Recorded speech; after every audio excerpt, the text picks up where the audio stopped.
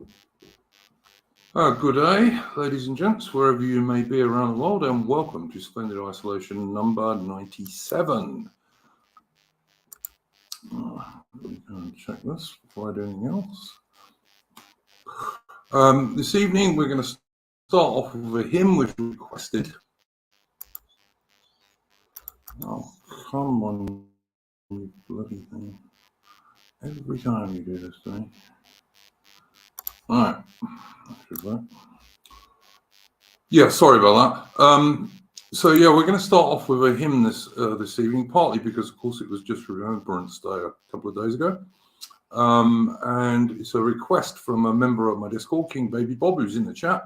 And apparently this was played at his great-grandfather's funeral, who was a British Army tank commander in World War II, I presume. So we're going to do that first.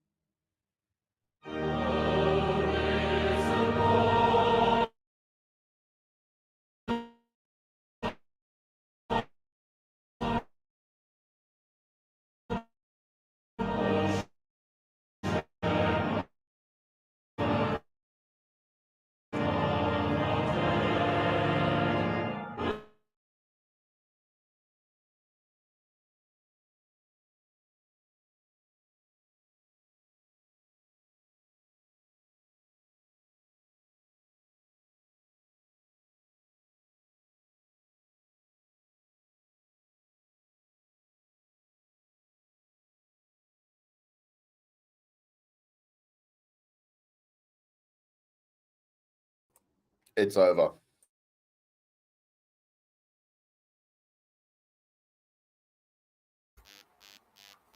Okay, so that was a traditional hymn. You dropped out at the last 30 seconds. It didn't play the last 30 seconds. It just completely dropped out. Did it? Damn it. Yeah, it started getting a bit choppy, and then it went entirely. Oh, I'm sorry, gents. Anyway, it was a good hymn, and of course we've just had Armistice Day, Remembrance Day, and whilst we don't always agree with the political results of the wars we've been in, that doesn't mean we don't honour the fighting men who fought and died in them. So, all right. So, as always, I'm going to ask the guests if they have a first subject that they would like to bring up. Who wants to go first? Ataman? Yeah, I'll go first. Actually, yeah, just off the back of that, because I just made a Bowden edit for my TikTok channel, which I also put up on my little YouTube channel too, yesterday for Armistice Day. And it was, of course, it was based on that monologue that Bowden does, where he talks about what did they die for in the First World War. And first off, I kind of wish I'd used that hymn because it was quite good. I used something else. But it was also it was quite interesting to see some of the comments. It's actually probably seems to be the most controversial thing I've bloody posted on TikTok so far. Some people love it, and other people really take it the wrong way, like really the wrong way. There was one guy that went on a 40 comment spurg at me on TikTok about how evil Britain is, and it's all like young people on there, which was half the reason why I made the account to begin with.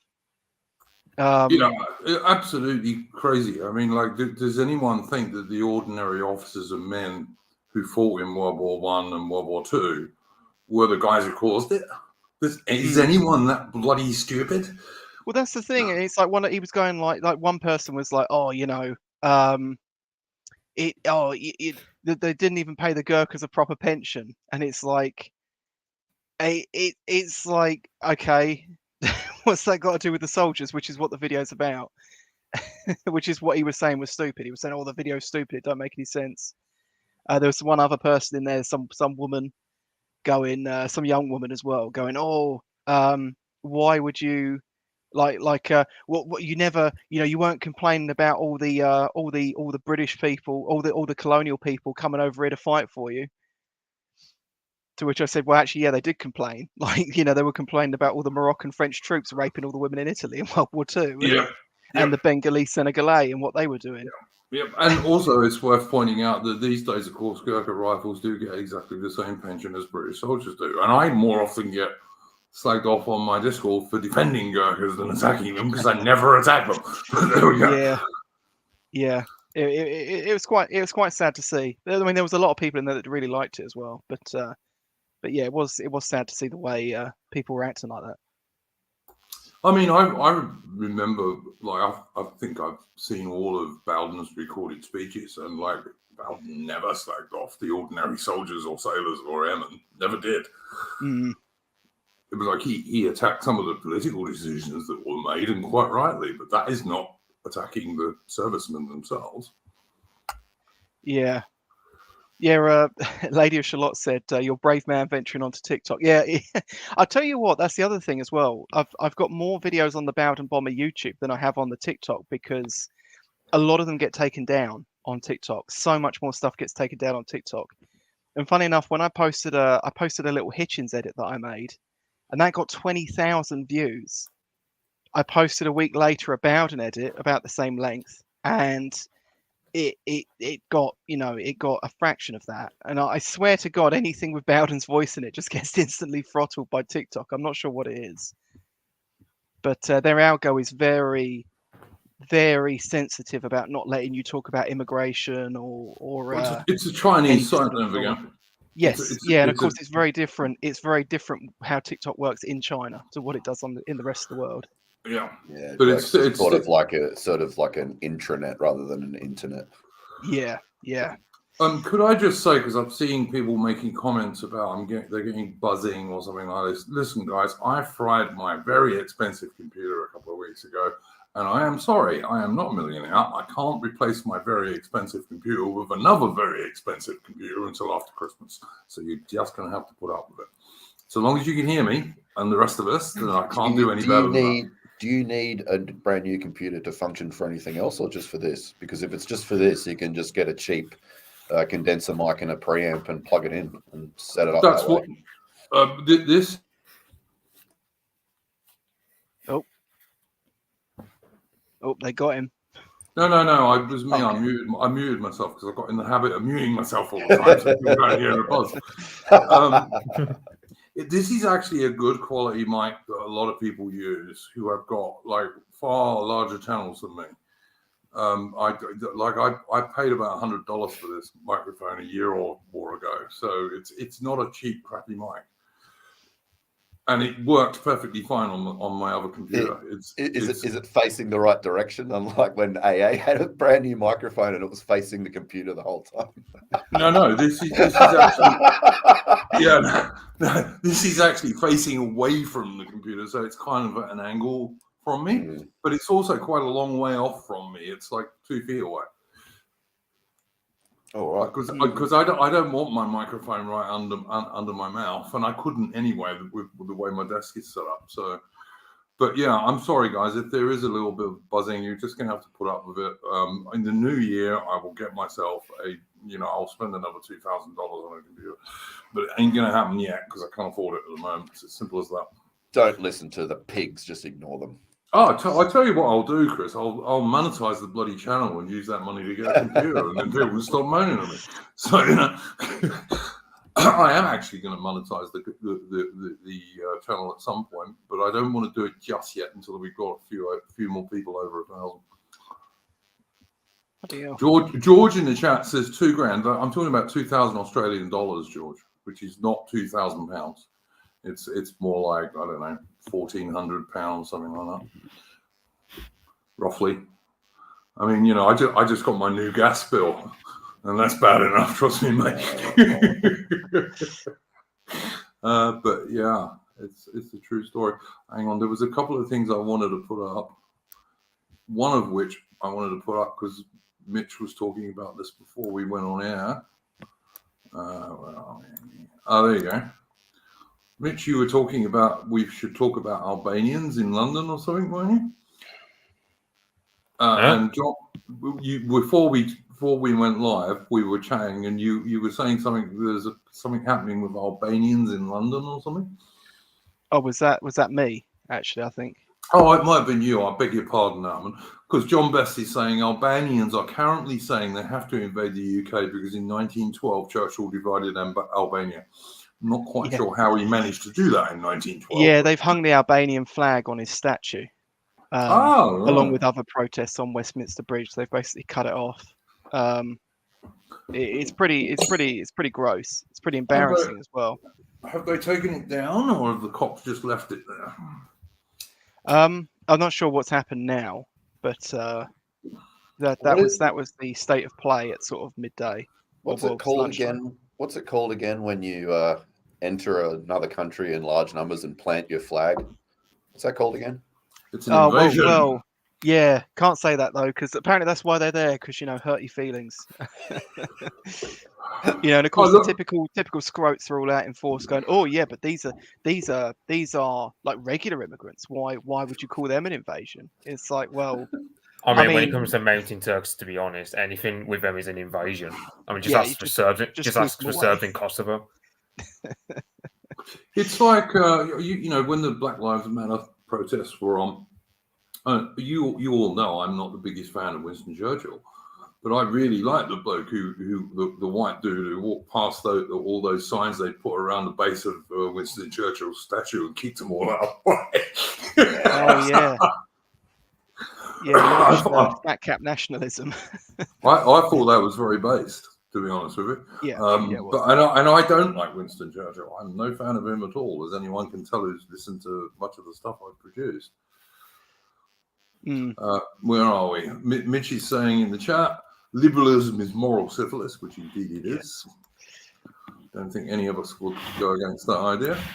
Isn't that a Bowden quote? Yes. It absolutely is a Bowden quote. I don't know if he nicked it from somewhere else, but it's certainly best known as a Bowden quote. I remember on that particular speech, he was quoting some other, I think it was a German philosopher whose name I can't remember. Probably Nietzsche or something, or Hegel, if I had to guess. I mean, I only got like a fraction of that speech because there's like this music track that I saw shared on Telegram where it was like synthwave, but then you had Bowden's speech played in the background of it. Yeah, I don't know. Mitch, did you have a first subject you wanted to bring up? There was an article about Farage Pani. If he had a party right now, he could get a quarter of a vote, but aside from that, I've just been keeping tabs on what's going on in Ukraine with the whole House Son abandoned and whatnot. Mm-hmm. Even though I've been half-arsed on that just because everyone who I hate happens to be gloating about that. So it's kind of been half-arsed on my end on that matter. And then there's the topic of midterm elections where what's his name, Fetterman, got elected despite being pretty much mentally a corpse like Biden is. Well, weren't there like I think at least 2 or 3 Democrats who are actually dead who got re-elected? Yeah, there was like a guy who died a month before the election and he got voted in anyway. Yeah, so they now have a corpse representing them, literally. It's just insane. Who was this? There were 2 or 3 of them, Ataman, honestly. There were 2 or 3 of them. And because they died just prior to the election, they still got elected. Fucking hell, It's so over. insanity. It's insanity.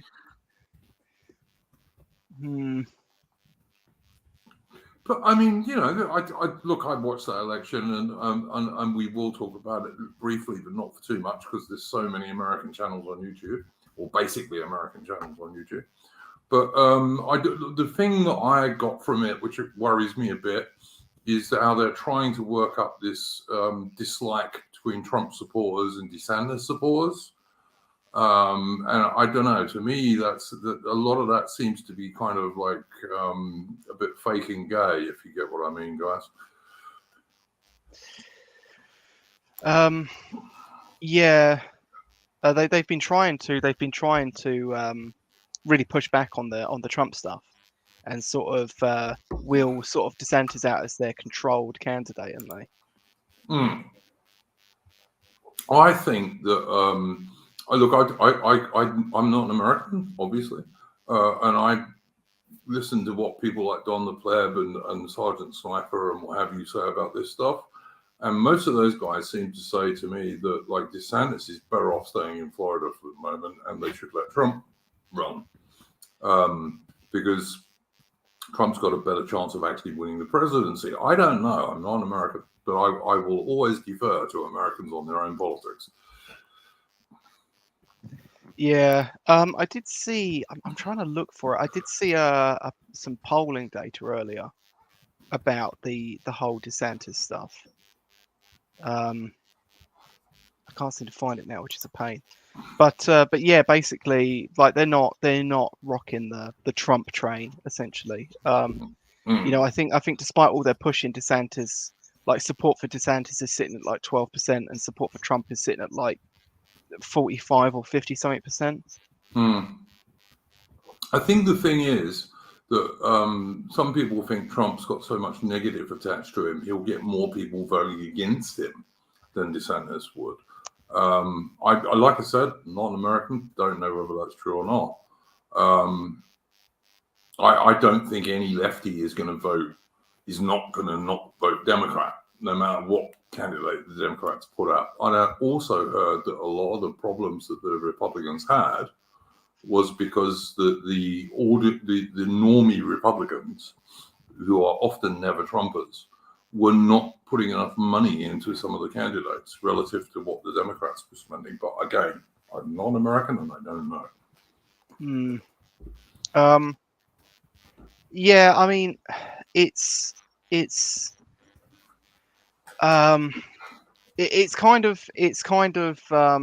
is worrying how sort of, I mean, it shouldn't really matter to us, but if we were American, but it is kind of worrying to the extent that like the never Trumpers are just energized with this negative vision that they can't get over it. You know, they've had their 2 years of anyone but Trump, And by all metrics, anyone should be able to sit there and admit it's been pretty awful, like pretty fucking awful. And of course, they can sit there and they can, Democrat voters will sit there and make all sorts of excuses for it. But never Trumpers from the Republican side shouldn't really have that ability, and yet they still seem to be sort of folded up in this wave, essentially.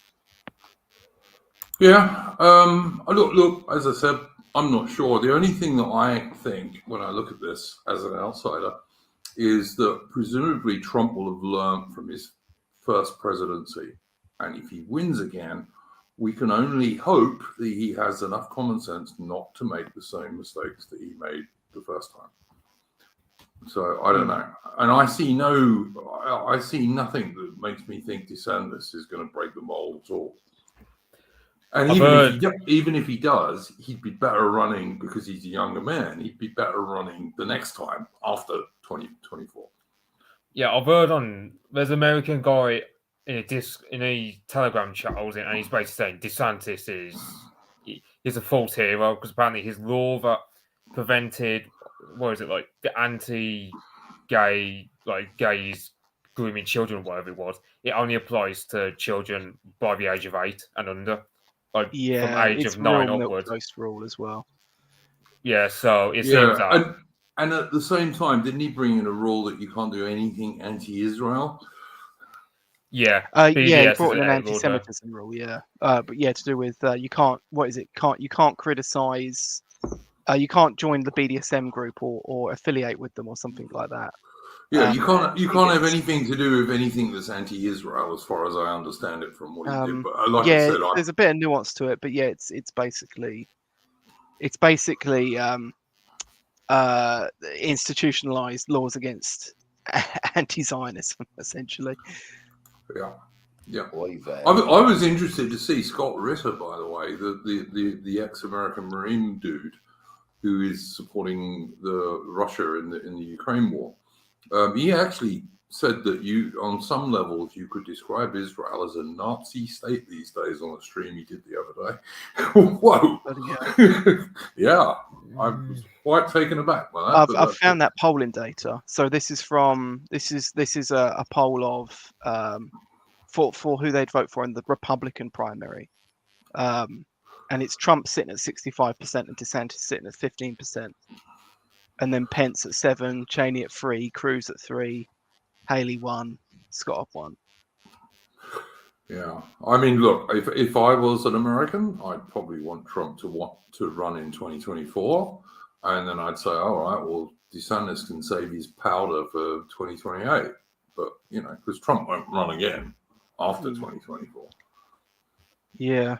Well, one of the other funny things as well is that, I mean, this is another thing where the Republicans just fail as an opposition, obviously, because they're built to, is that they do not take the sort of optics wins where they can get them.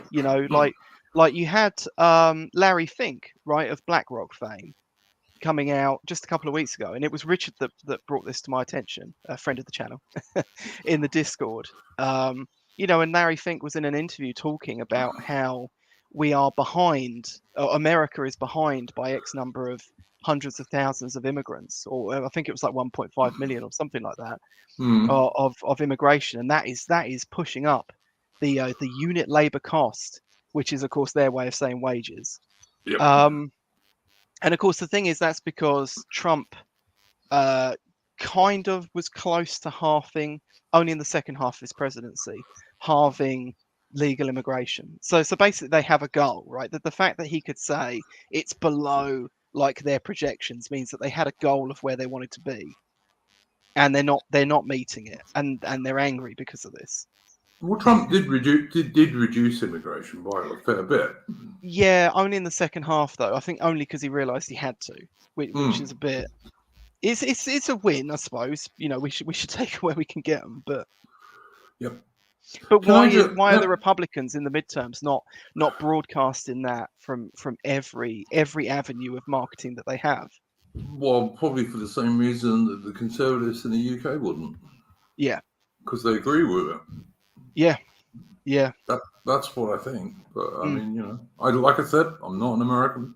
And that's the thing. To what extent are the Never Trumpers also a product of the Republican Party at large? You know, not standing behind their guy as much as they could do, not actually, you know, really supporting him in the way they could have done. I think it's fairly obvious that, like, you know, the Never Trump portion of the Republican Party is very, very similar to the Conservative Party in Britain or the Liberal Party in Australia, in that there's not much difference between them and the so-called left. No, in most not respects. at all. I think that's pretty obvious. I mean, I think Trump is a little bit outside that Overton window, and for that reason alone, I hope he becomes president again, because you know, he might do some good this time. Who knows? I mean, maybe he won't listen to Kushner so much. You know? Well, I mean, don't bet on that. But I mean, I've long always described them as the inner and outer party. But I mean, that's not really true, is it? They're both kind of inner parties in a way. You know, even the Conservatives don't really provide a veil of opposition. Only a few elements within the Conservative Party do that, but the Conservative Party at large does behave like the institution, and so does the Labour Party. So Yep. We're going to talk about that in a bit when we come on to talking about minor right-wing parties and what have you. I do just want to answer T in the chat, who said Ritter is a convicted nonce. No, he's not. He was done for something that was going on online, and he is appealing it. All right. And there is a video out there where he actually addresses this at some length, which I think Mitch actually pointed out to me. He's not a convicted nonce in the way that you might think he is, T, if you're not merely like shit stirring, which you probably are. Wait, Ritter who? Who's this? Scott Ritter, the ex-American Marine. Oh, right. But Mitch pointed out a video to me some time ago, like months ago now, I think, where he actually does address this online and points out that he wasn't convicted of anything and what he was supposed to be doing was online anyway. But he is appealing it. Oh. And the American court system takes years, as everybody knows. But he is most certainly not a convicted nonce in any real shape. No, he's just unconvicted.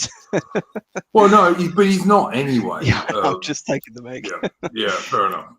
But yeah, they actually jailed him for a while, but then he got out. No, what's this George is talking about? The absolute battering of Steve Baker. I'm up for Steve Baker getting a battering. Yeah, me too. I don't like Steve I've always Baker. hated that guy. I've never understood the love of him that some like the Brexit side had. I'm gonna have a quick look this up. George said it. Oh, George. Okay, there we go. That one. Good. Absolutely. I don't like Steve Baker at all. He's the guy who said he's a free market leftist, isn't he? Oh, he said many really whack things over the years. He was oh yeah, I mean this is another interesting angle actually. He was hating on log burners. Like he's a log burner disrespecter. And he was basically saying that we should look at like regulating them somehow because of climate change.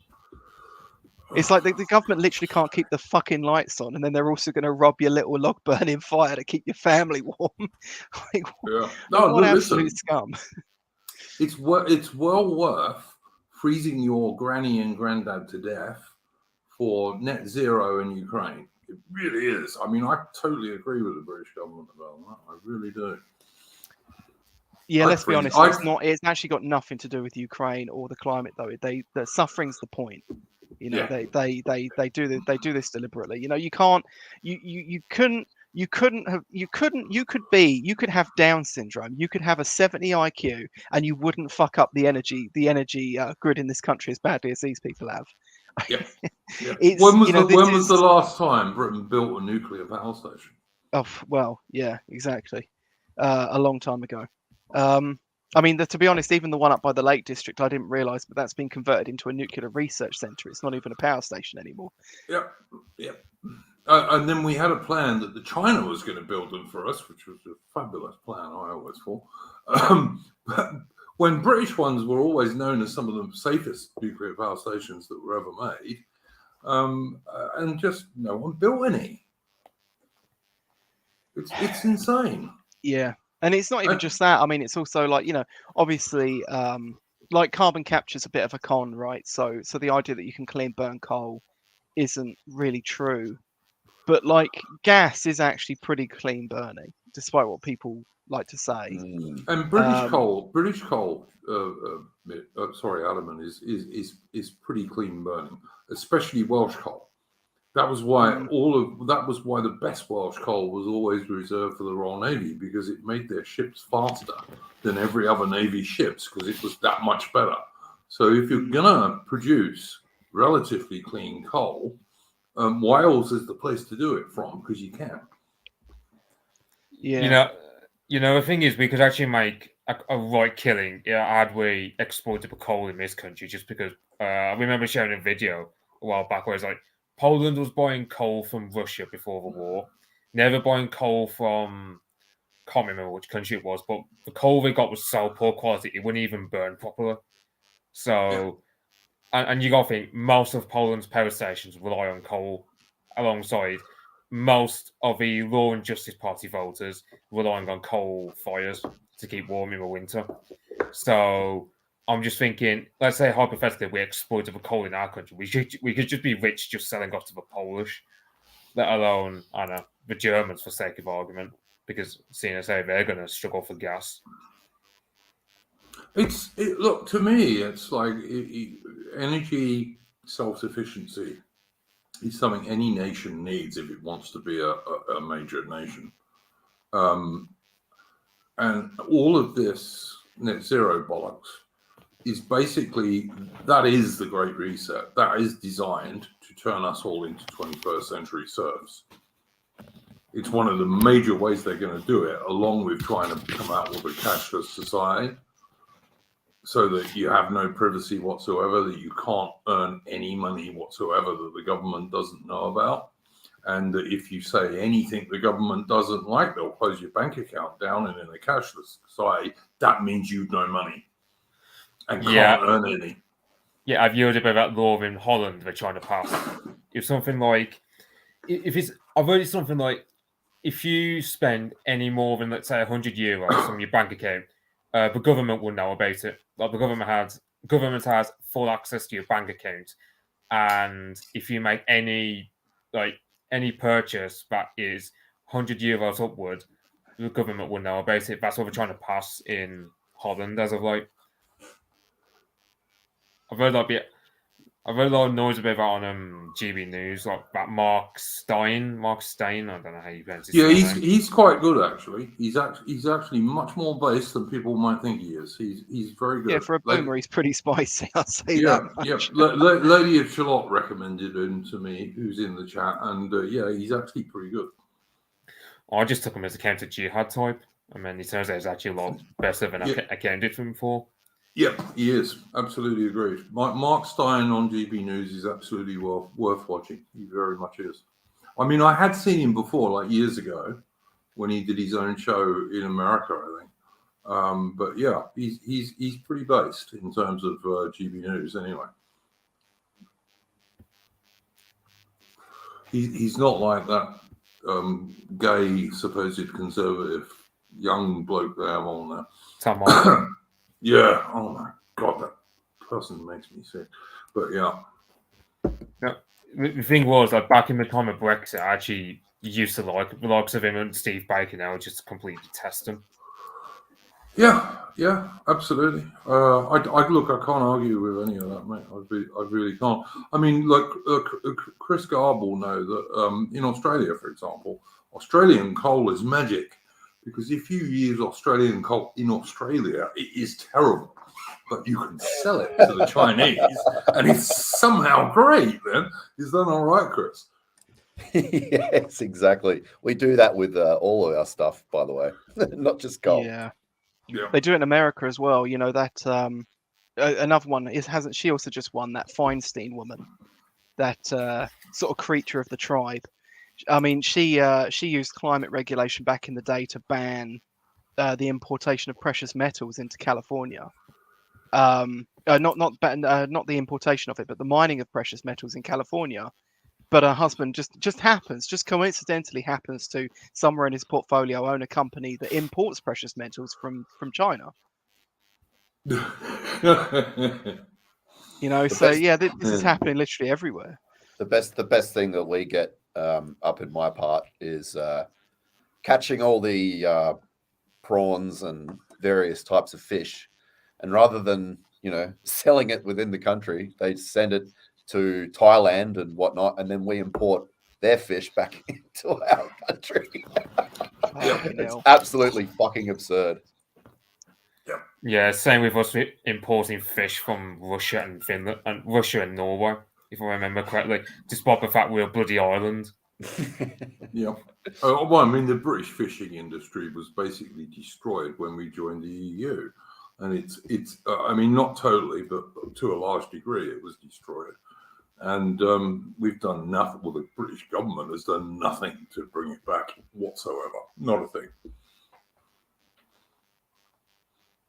And in terms of what Chris was saying, I used to work on an Australian East Coast prawn trawler out of Cairns. We used to go way, way up north. Like the first trip I did was like, what was it, 89 days at sea, I think, just me and the skipper. We were chucking crates at each other because we hated each other so much by the end of it. And then the bastard, we went into Cairns and I got drunk, as you do after you've been 89 days at sea. And the bugger took me back to my room, which was kind of cute. But yeah, I mean, I went to sea with him again another couple of times. He was a very nice bloke, actually. He'd started off as a decky on a trawler and then became the skipper. Like the bloke who owned it was his original skipper, but he didn't run the boat anymore. And it look, if I'd have been a younger guy, because like when I was doing this, I was like 40. Yeah.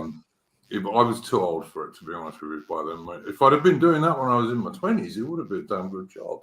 You know, you pull in somewhere and dolphins and crocodiles. Too old to be getting bossed around and yelled at. Yeah, absolutely. You know, and you got to learn you've got to learn to like sort the prawns, and you pull sea snakes out of the nets, and sometimes you'll get an enormous, great big bloody ray in the net, and there's sharks all over the damn joint.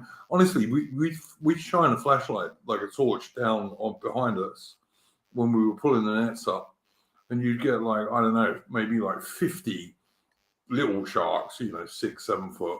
And then you'd look a bit deeper in the water and there'd be these great big 20, 25 foot tiger sharks and stuff, It's like,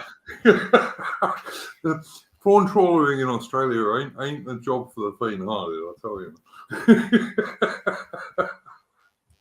They're just cuddly fish, mate. Don't worry about them. Well, I was always quite proud, though, because I did get my skipper to do what you were supposed to do with tolls. So I was quite proud about that, because he actually, in the end, he agreed with me and said, yeah, all right, we'll do that. And we used to let them recover and then put them back in the sea, as you were told to. Is anyone else aware of that story of the young fella who convinced a young tourist girl, like a young backpacker chick, convinced her that the crocodiles up here don't eat the locals, they only eat foreigners? And he proved this by jumping into the river to show off to her, and then he got attacked by a crocodile. Oh, yeah. And they did an interview with him when he was in hospital, and he sounds exactly like the type of person who would do that as well. He was fucking lucky, I tell you, because where was it? I went to the Adelaide River, is it? In up near Darwin. And there was a crocodile there, which these guys, you went on this boat trip, and these guys used to feed them like chickens hung out on sticks over the water, so the crocodile would jump up and get the chicken. And this one crocodile that was really well known, he'd lost half of one of his front feet, and he only had one eye. But the bloody thing was like 28 foot long. It was like a fucking dinosaur, man. But you went swimming with that thing, you'd just be dead. I'm sorry. There's no chance whatsoever. Saltwater crocodiles, don't mess with them, guys, honest. I've just posted a link to that video in the chat. If you could post it in the main chat there, people need to watch it because it is fucking hilarious. I'll post it. I know, I'll do it. We're not going to get a copyright strike for this, are we? No, not for posting a link in the chat. I wouldn't play it live. Just post it. Right, there you go. Sorry to derail. Is that what it is? That one there? Yeah. No, that's No, the that's not StreamYard it. link. Oh, fuck me. I don't know why I'm there then. Hang Look, on, everyone I'll hop in. We'll make a Now party out of everyone's going to join. hang on. I'll do this in a minute. Don't worry. Oh, Jesus. I'm such a boomer tech. Unbelievable. You mean the YouTube link, yeah? Yeah. There we go. Right. If anyone tries to join this chat, I will just kick you. I can tell you that, guys. Unless you're one of the other 3 people I've already invited, though. Okay. No. Okay. It won't post for me. It just. For some reason, it will only let me post a StreamYard link. I don't understand. Yeah, you do it, Ataman. You're less tech boomer than I am. 555 in the chat saying you can swim with freshwater crocs. The problem is most places where there are freshwater crocs, they're probably also solids. When I worked on an East Coast spawn trawler, we would sometimes pull into an island way offshore, like miles and miles, and you'd still find there'd be a couple of saltwater crocodiles would pull up on the beach. Oh, they're magnificent beasts as well. Yeah, no, they're absolutely, as you say, magnificent beasts, but they're fucking modern day crocodile. They're modern day dinosaurs, pretty much. Yes, they are. Seeing large groups of them up close, in a controlled environment, obviously, where they're very well fed. They are really dinosaurs, and you can't really appreciate how big they are and how ancient they are until you see them up close in person. It's quite bizarre. There you go. Ataman's managed to put the link in the chat, so go and check it out. Yeah, it works for me, but some people are saying it's unavailable. So I don't know. I'll check. I'll tell you if I can check it. I know what I need to do. I need to go and check it on YouTube. Oh god, this is so fun. has anyone seen? Yeah, it works for me because it's got Aboriginal music at the beginning of it. Hey, give me back my wife's cardigan. How many years it takes them to invent that instrument? Instrument in quotes. Did you think about cheating while I was sleeping on the road? This big long wooden chair by culture. What sniffing petrol will get you these days? Well, funny enough, the funny thing is, though, that Aboriginals will sleep on roads and get run over by road trains, but they're generally not stupid enough to go swimming in rivers where there are saltwater crocodiles. Because those they understand. They grew up with those things.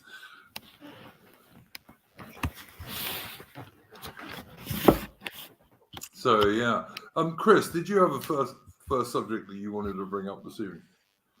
I was actually going to play that and say Independence Day, Remembrance Day, all these days, they're fucking racist, you white dog, get out of the country.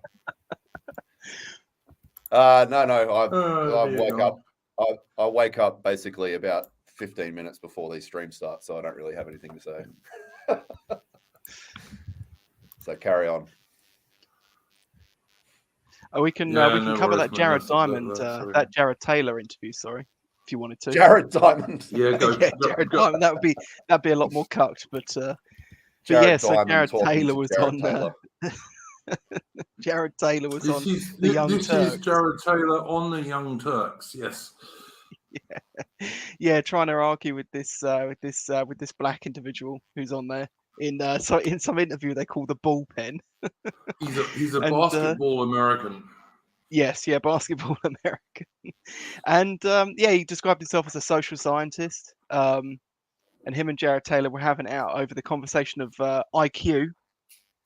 And it was kind of interesting. There was a bit in it where the guy was, I'm sure the guy was trying to say environmental factors, but he kept saying atmospheric. Yeah. Yeah, I think he meant environmental and said atmospheric. But Yeah, he must have done. He must have done. And he was saying there was another thing he's going, there's a study where there's a study where they told these kids that weren't very bright that they were bright and their IQ went up 20 points. 20 I'm like, 20 points. Wow. yeah, that's literally what he says, 20 points. Yeah. And I'm No, I thinking, like, saw it. I watched it. And the look on Jared's face after he said it, it's like, oh my god. yeah. And I think, like, I mean, IQ is, and he was talking about cultural biases as well, which yeah, apparently IQ's not Asians get a different IQ test to white people. Yeah, one that talks about chopsticks, I suppose. Yeah. So yeah. I think I know where he got that 20 IQ points, and that's because there's the theory that that there's a 10 IQ point either side flexibility pertaining to environment, but you're dealing with, like, you know, extreme malnourishment, extreme poverty to the point where, you know, the only people that are around you are gangbangers and, you know, you've been molested and all this sort of stuff. And then on the other side of the spectrum, it's like extremely well fed, well educated, and, you know, looked after. Like there's an IQ flexibility, but it's not when people get told that they're smart. You're so smart. Oh, you told you're smart and you become smart. Yeah, Exactly. I guess that goes along with all the other stuff they do these days, like, you know, where you lose a race but still get a prize. Yeah. It's based on their notion that, yeah, basically every single person is the same, and also every person has endless human potential. Blank slate. False. I mean, the thing is, IQ's not my wheelhouse. This is probably where someone like Apolitical George would probably be better for this sort of thing. But I have looked into on UNS and other publications before about the whole cultural bias in IQ tests, and from what I can tell, I'm pretty sure it's just a huge myth. Like it came out of something to do with the SAT tests in America some years back, where they mentioned something about regatta, and it was just sort of implied that white kids all like had dads who went sailing and would know what regatta meant, and black kids wouldn't. And this was sort of used to smear both SAT and IQ tests as having this sort of secret cultural bias to them. My dad went sailing all the time when he was a young working class bloke working in warehouses. Yes, of course he did, but I still knew what a regatta was. Yeah. I know I do go sailing all the time, by the way, every time I can anyway. But it's nonsense. It's utter. Look, I don't think anyone on our side of the fence, you know, the right side of the fence, and I mean the right in both senses of the word, denies that DNA and thus race has quite a good deal to do with IQ, and probably a majority. Yeah. I mean, yeah, environmental factors do absolutely affect it, and Jared Taylor in that interview absolutely said they did, but not as much as people think they do. Lady of Shalott says there's a 10-point IQ difference between the Northern Irish and the Southern Irish. I mean, that could be environmental. It could also be because, you know, as you know, generally the between the North and the South, there's a different ethnic background going on there. And also Catholicism and the sort of complex ritualism that Catholicism brings. You know, it can also have had an effect, but I'm not sure. It's too hard to tell. Well, and living in the Republic of Ireland is an environmental factor in it. Yes, it is. Yeah, extreme anxiety that, you know, there's something in the boot of your car. Yeah, ethno-narcissism, the works. and also, look, there's a lot of Scots in Northern Ireland, and the Scots are probably the highest IQ people in the UK, mostly. And certainly they used to have the best education system in the UK until the Scottish National Party destroyed it. Well, I mean, technically, the English are the superior race and everything, but the Scottish do over-index in like historical inventions and stuff like that. For the size of the country and the size of their population, they do seem to over-index in a lot of achievements. And you know, even you know, wasn't the Iron Duke himself an Ulster?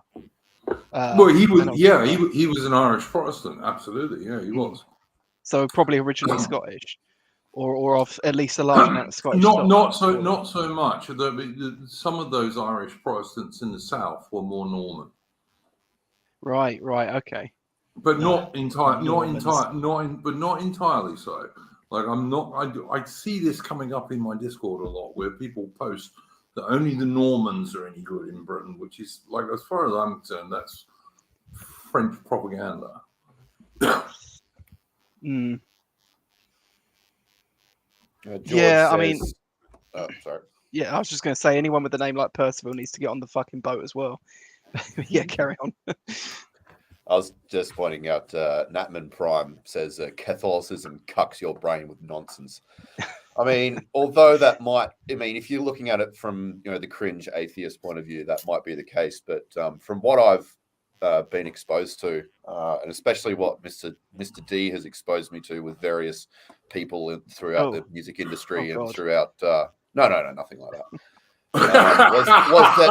Was that often the majority of these super genius producers and mathematicians and stuff like that, a lot of them have like this Catholic, with this odd Catholic background, and in the case of Brian Eno, who was a genuine genius, a lot of it was sourced from the Catholic hierarchical system that sort of positions you as an underling, and it sets yourself aside for, whatever. But I think that's a good foundation for, getting rid of ego and, pursuing things without letting your ego get in the way, because you're just a fucking underling of whatever. Yeah. Oh yeah, absolutely. I mean, the Vatican was an enormous producer of geniuses and inventors, and all sorts. Was the guy who came up with the theory of the Big Bang, was he a Catholic priest or was he a Protestant priest? I can't remember. I don't know, mate. Someone else I'll have to look that up, I think. Maybe someone knows in the chat. I would just say, like in the 1980s, I had a Scottish girlfriend, and she went to state school, and she was a university librarian as her job, but she went to a Scottish state school, and she could read Latin and Greek from a Scottish state school. There's no way that anyone from an English state school would have been able to do that. And it wasn't basically only grammar school kids in like Kent will get that. No one else will. Yeah. But she did that from a Scottish state school. She went to an English university because she didn't want to do a 3-year degree, because back then Scottish degrees were a year longer than English degrees. And Scotland back then had absolutely the best education system in the UK by a long way. And the Scottish National Party have deliberately and totally destroyed it. Lady Charlotte saying in the chat that was also done in Belfast, in Northern Ireland, in Ulster. And I can well believe that. But of course, that had a lot of Scottish influence back in the day. So, yeah. Yeah, the English education system's been fucked for considerably longer than the same could be said for Scotland. But people are telling me that the Big Bang Theory guy was Catholic. Can you believe I just tried to type in Big Bang Theory into Google and I spelt both big and bang with the N instead of the B? I think Google had a bit of a panic for a second then. Yeah, I can well believe that. I mean, like, Scottish universities used to have a very, very high reputation in the UK, and they don't anymore. Yeah. But then even the best English universities like Oxford and Cambridge don't have the reputation these days that they had 30, 40 years ago. Not at all. So, yeah. But yeah, I've spoken to George about this when he used to come on streams. Everyone knew back in the day that the Scottish education system was the best education system in the world. George is saying Edinburgh and St Andrews still top the list. Well, they might, but like everyone else below them has dropped as well. George is the point I'm trying to make. if they still top the list, it's because everyone else has been reduced as well. I was quite surprised actually at just how some universities have declined in quite a short time. Actually, I was talking to one of my friends about Christchurch University in Canterbury, which he went to, and I used to live near, and and he was saying, oh, it was fine when he was there, and I looked at, I think it's the Spiked magazine rating of like free speech in a university, which I think is a pretty good metric of how the university is doing in other things as well, and it just declined massively, like immediately after he left, and literally just in like the last 4 years, it went from like the top down to and it dropped in rankings as well massively about the same time. It was in like the top 40 or something, and it's now sort of ranked 160 or something like that. Yeah, absolutely agree. Mitch in the chat is saying he can speak Hungarian after a few shots of palinka. Mitch speaks, I don't know what, 7, 8, 9 languages, for God's sake, actually. Don't think he needs many shots. I mean, with Hungarian, it's pretty hard to learn it. I mean, I only know some of it because I had a neighbour who's a Hungarian. That's the only... How many languages, Mitch, do you reckon you could speak well enough that you could like ask for stuff if you were traveling in the country? You got Spanish, German, some bit of French, bit of Hungarian, know enough Polish and Russian. So that's what? 5, 6. Yeah, 5, 6. Yeah. I mean, I live in the West Midlands, so. But you could also manage with Ukrainian, I reckon. Ukrainian, it's not so much a vocabulary; it's the sounds I make, because it's kind of a weird mix of Polish and Russian.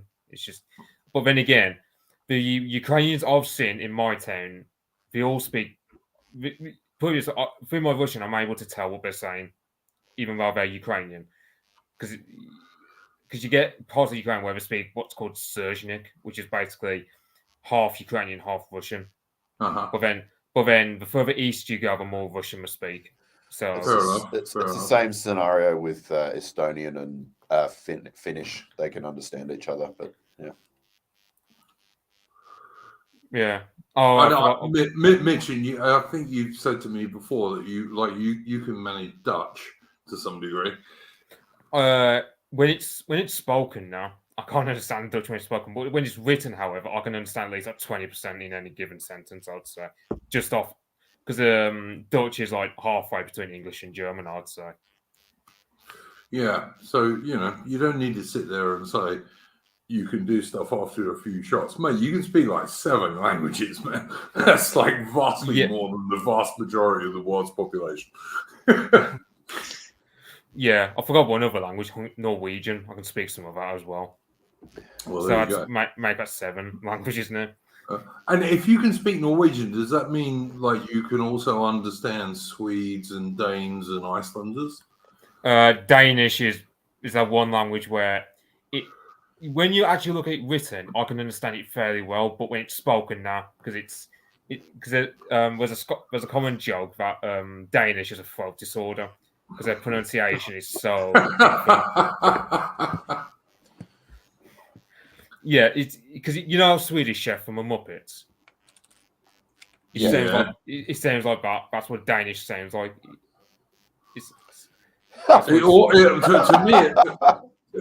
Mitch, to me, it all sounds like hurdy-gurdy-gurdy. It's like it's really weird reading Icelandic or Norwegian and listening to them speak it while you're reading. You just like, what? They're not saying what I'm reading.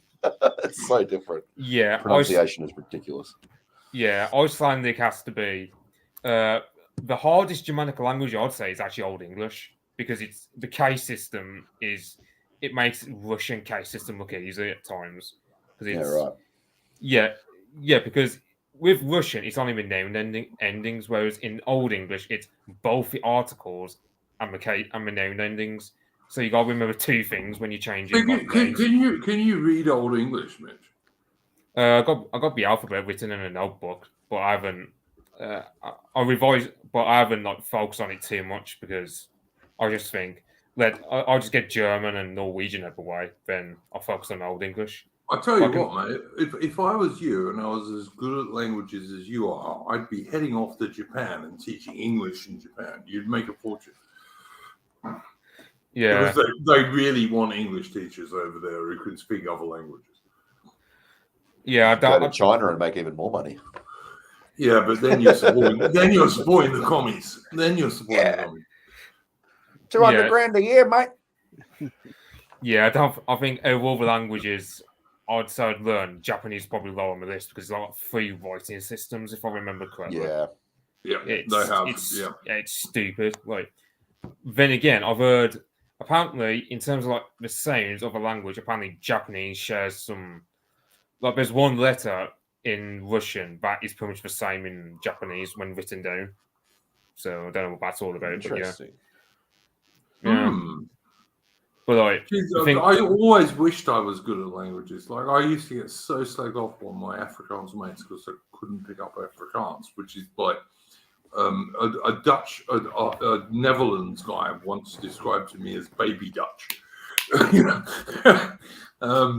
And I used to get so slagged off by those dudes because, like, my Afrikaans was awful. I picked up just about enough Zulu that I could tell my troops what I wanted them to do. And that was about it. yeah.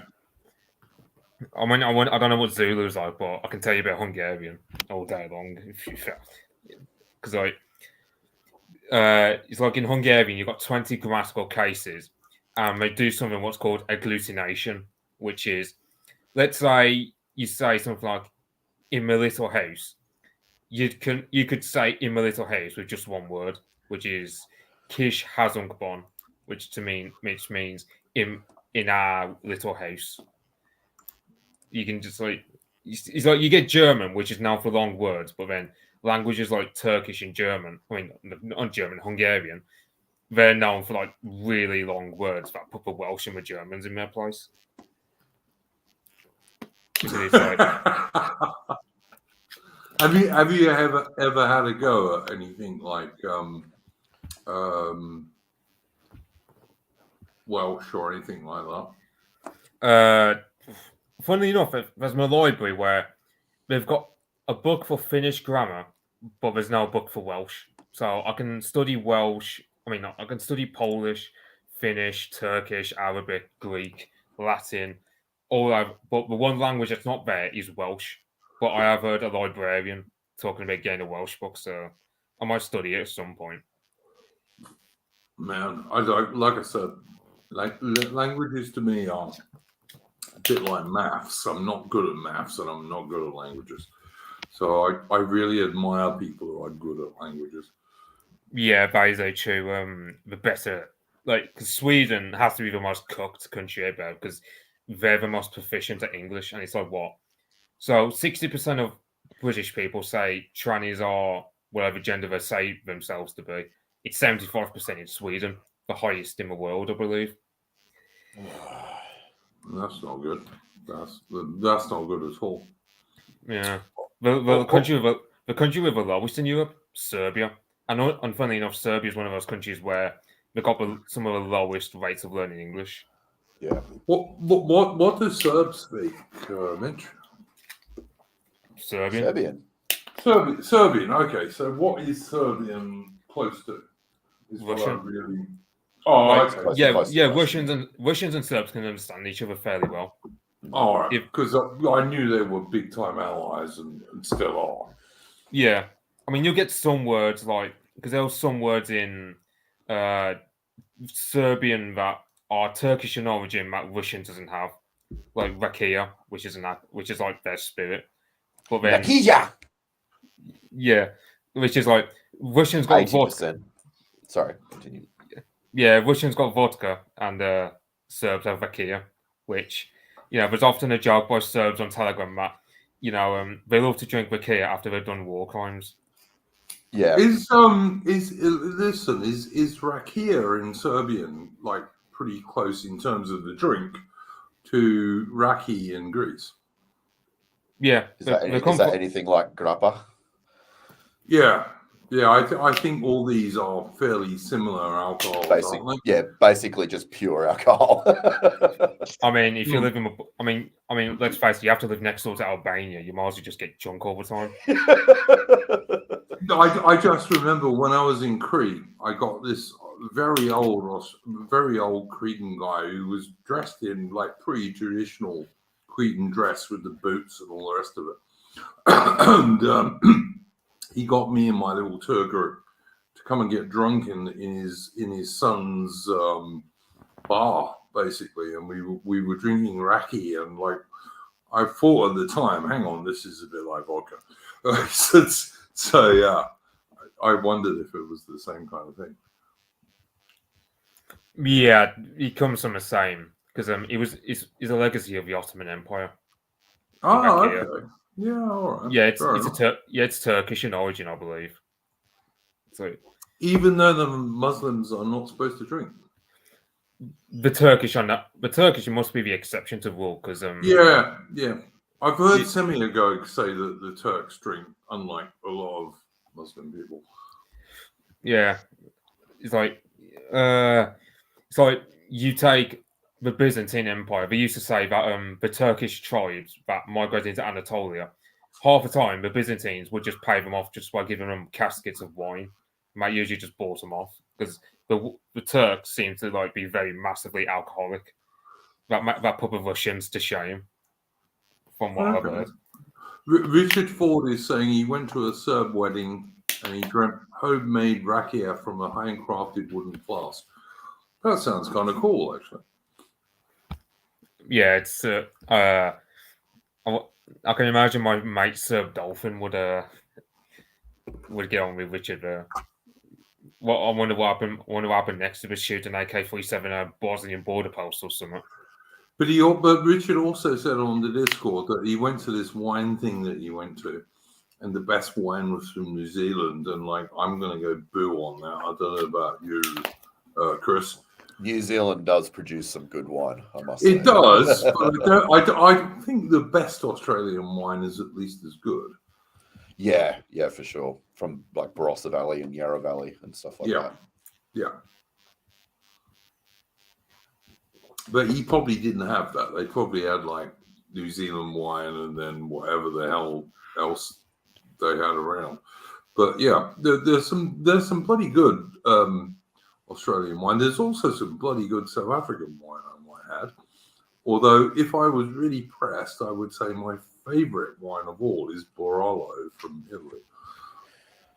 Yeah, well, the reason that all these wine tastings that you might sort of stumble into produce such fucking terrible wine is because there's this new sort of trend. I don't know if it's new, but definitely in the last decade where super rich people are just parking their money in vineyards and thinking that they can produce their own wonderful wine, but not knowing anything about it. They just sort of think, oh, I've got the money, I'll buy it and make it. It's like, no. There's a very meticulous way to make wine. Yeah, and like I think I'm right in saying like there are some Aussie wines that are still made from vines that died out in Europe because of various like insect infestations and this kind of stuff. Yeah. Trying to remember the name of the bug that it was that wiped out Yeah, the wine. there was one. Yeah, I remember. I don't know what it was called. And the American strains of those grapes were immune to this mite or whatever it was, and then they imported all of those into France, and that's what they grow with. They grow with American grapes, basically. But yeah, definitely, there are some excellent Australian and South African wines. And like I said, if I was absolutely pushed to say what wine would I have if I could only have one, it would be Barolo from Italy, to be honest. It's a gorgeous wine. Really, really nice. Yaki says Penfold, gang. Yes, Penfold. All right, gents. Well, I think we've like kind of done that opening segment that we always do. Well, maybe we'll move on now to our other subjects. First one is, I know it's going to bore some people because I've said it many times, but smaller right centre parties and making electoral pacts with each other? And can we somehow possibly replace the Conservative Party this way? Over to you. No, but well, okay. So we talked briefly, I think, earlier on about this article, Yeah. this Telegraph article about Nigel Farage. It says the headline just reads: "The Nigel Farage-led party could attract more than a quarter of voters." Poll reveals. Since leaving frontline politics, the former UKIP leader has become a host. Blah blah blah blah blah. And it goes through and it basically says that it's like between 23, but depending on how you cut it, like a little over 30% of people say they would vote for him if he was running in sort of a capacity of some way. I mean, obviously, it depends a lot on where those votes come from. But of course, it also depends. Like, people can say a lot of things. Nigel Farage, all sorts of radical people can swing into like MEP positions back when they were open. But that doesn't mean anything come general election time, because people kind of fall back into voting for one of those three main parties. Yeah. Yeah, see, Reform actually being up to 8% on recent polling, as John Best said, is actually kind of amazing when you consider who's in charge of Reform now. Like, it's not currently Farage, and yet just because of its affiliation with Farage, it can still do sort of okay-ish. I've got like a load of issues with Reform and the bloke who runs Reform at the moment. But like, if Farage was running Reform, I would still have some issues with it, but far less. And I'm pretty sure if Farage was running Reform, you'd be looking at them running at maybe 12%. Well, if this article, right, if let's say 9 out of 10 people who said in this article they would vote for Farage's party, whichever that is, actually did vote for it, and you had a similar, what you'd end up with is they would be, at the very least, they'd be the official opposition party. Yeah, look, the best I hope for out of the next general election, Ataman, is Nigel Farage getting elected to the House of Commons and having maybe. Well, yeah, absolutely. I'm not arguing with you, but I'm just gonna run over every one of your dreams with the bulldozer as you bring them up.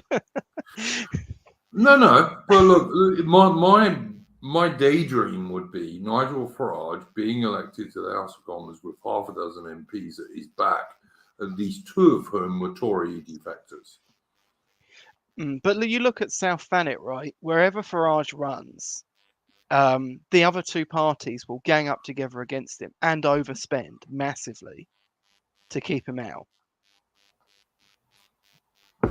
I don't know that it would work with Farage this time, Ataman. This time, you think people are just... Well, the other thing as well is, like, we've got this immigration crisis now, right? Which is obviously where a lot of this support for him's come from. But that probably won't be in the newspapers in 2 years' time. Yes, I see what you're saying, and you may well be right, but you might not be right. I hope I'm not, but Yeah, no, I understand that. But what I'm trying to say is, like, looking at this from a right-wing perspective, Farage being elected to the House of Commons would be enormous. And if he could only have half a dozen MPs behind him, like I said, hopefully at least 2 of them being Conservative defectors, like real Conservatives who said, no, I'm not doing this shit with the cons anymore. That would really quite largely change British politics. It would be a constant right-wing pressure on the Conservative Party, even more than Farage managed when he managed to get us the Brexit referendum, because it would be in the House of Commons. Yeah, do you not think that he might actually get less done in the House than he does outside? I don't think he'll get a lot done in the House. Look, no MP with even 6 other MPs behind him is going to get much done. But what they're going to be doing is they're going to be sitting there as a constant right-wing pressure on the Conservatives. And like more and more Conservatives are going to look at that and go, well, these guys are what I really want.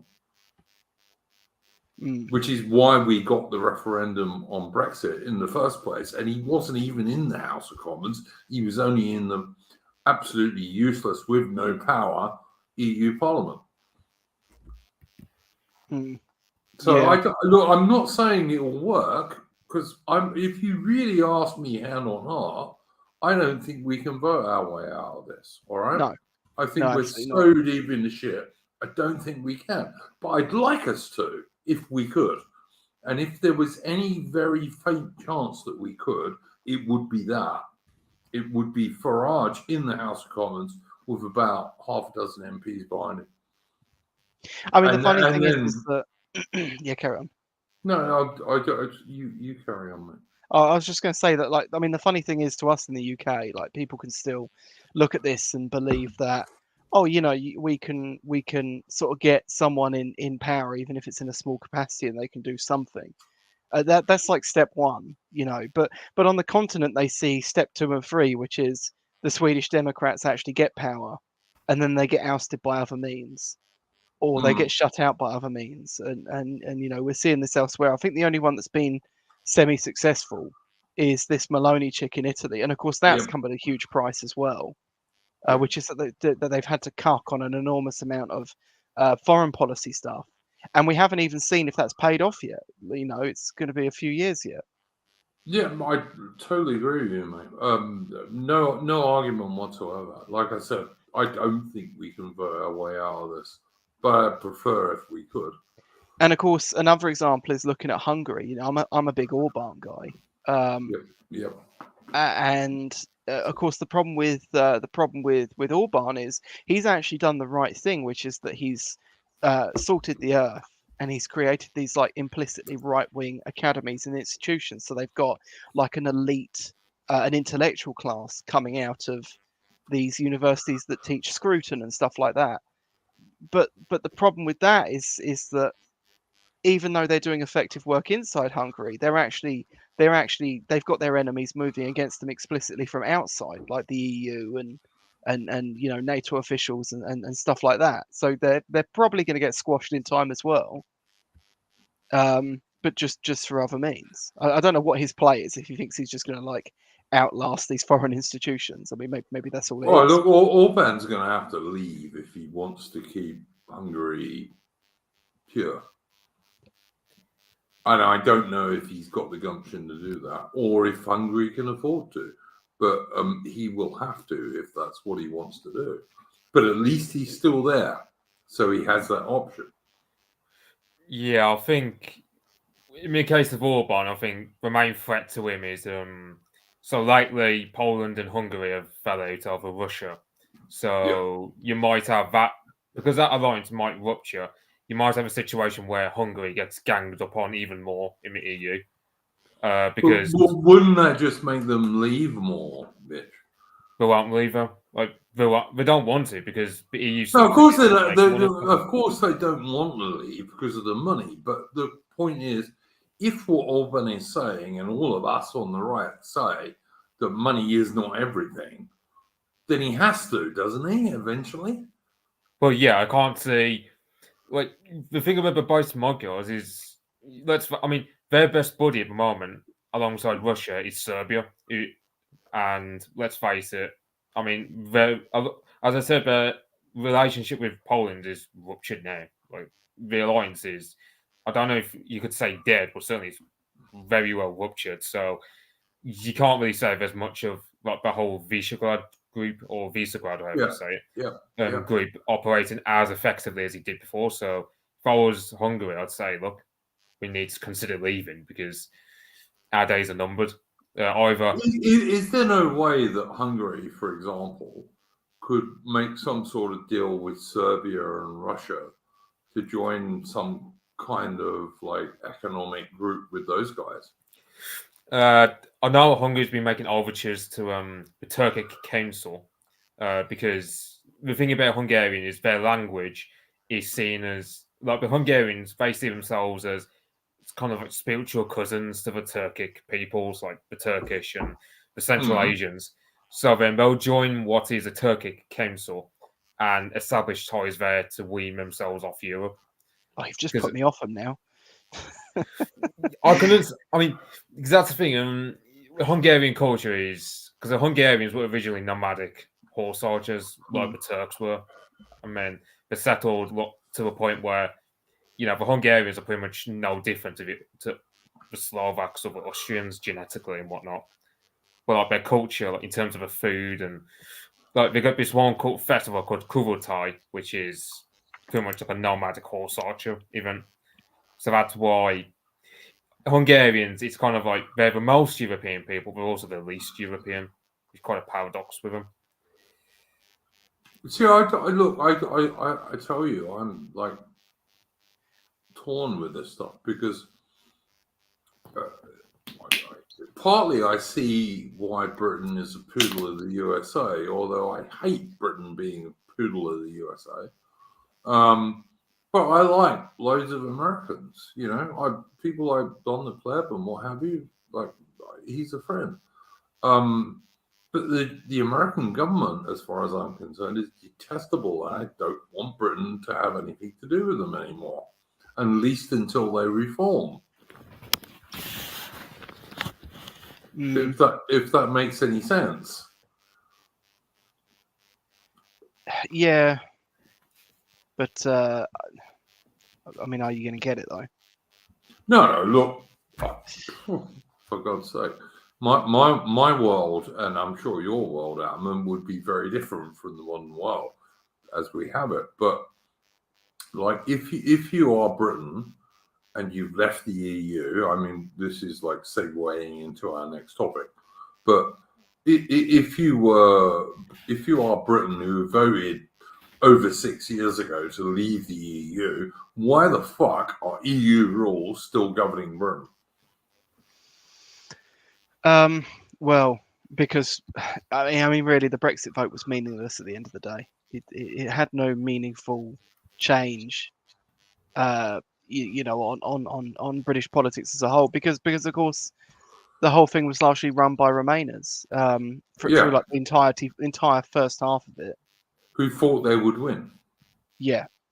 Yeah, and even when wonderful Nigel Farage then walked away immediately afterwards, which I never understood.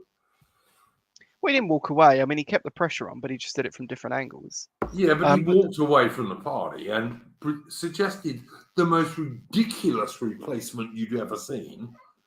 Well, yeah, I kind of think Tice is just a seat warmer, though, to be fair. I didn't mean Tice. I meant the ex-British Army officer. Oh, you're talking about UKIP. Yeah. Yeah. He walked away from that and destroyed it as he walked away, and suggested the worst possible leader. Well, yeah, but UKIP is also just full of corruption now as well. Oh yeah, I know that. But it's like I don't know. Like, if Britain is going to get herself a place in the world, and even if we wanted to get something like Kansas going, which will never happen unless Australia and New Zealand and Canada get much more base than they are now. But even if we wanted to do those things, we've got to walk away from the eggs. Yeah, not sounding funny, but I'm not having freedom of movement for abos. So, not after all the awful things I've been here in the last couple of weeks. There's so few of them, and we really wouldn't have to worry. It's like. And they're not known for their jet setting, put it that way. No, you wouldn't have to worry about that, mate. The thing you'd have to worry about in all of those countries, and I mean Britain, Australia, New Zealand, and Canada, is all the people who are not Anglo-Celtic, not the Aborigines. It ain't the Aborigines, and it's not the Red Indians in Canada. Trust me. Yeah. Those guys would be very, very minor.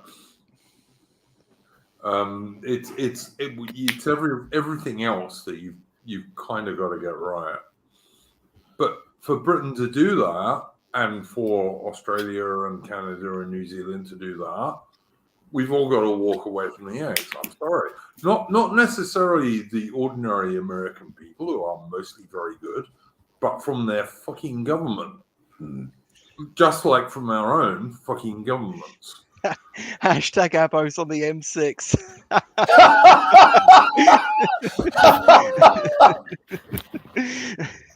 Yeah, I could just see that. They're more likely to drink the petrol than they are to drive the cars. I mean, we've got the smart motorways now, so I suppose they'll just close off that one lane, and everyone will just be driving around them. Don't worry, they're more likely to sniff the petrol than they are to drive the car. No, they're going to be sleeping on the road, Duke. Yeah, and they'll be sleeping on the road, so you've just got to get these truck drivers. The only way you're going to be able to accommodate them flying over there en masse is if you deck out the inside of the plane so they can sit in a circle and drink cartons of beer. And also, it's going to be too cold for them. Exactly. The roads in England don't get warm enough for them to sleep on. No. They fall asleep on northern Australian tropical roads because the roads are warm, as Chris rightly says. That's literally why they do it.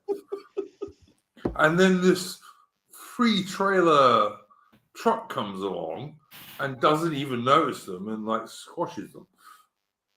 Which is why you have adverts on all like Northern Territory and Far North Queensland TV channels saying, with Aboriginal guys in bush hats saying, don't fall asleep on the road.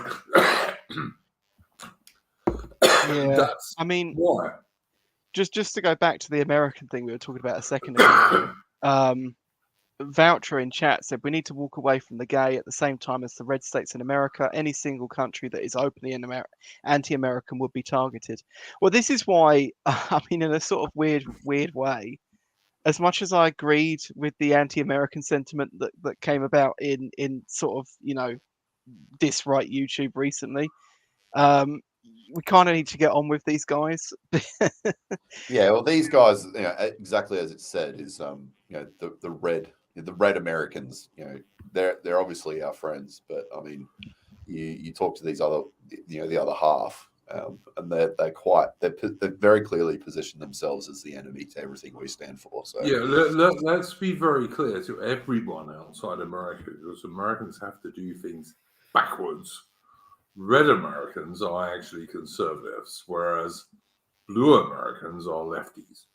But America has to do everything opposite to everybody else. it needs to break apart. It needs to break apart, and then, as you said, we can ally with them.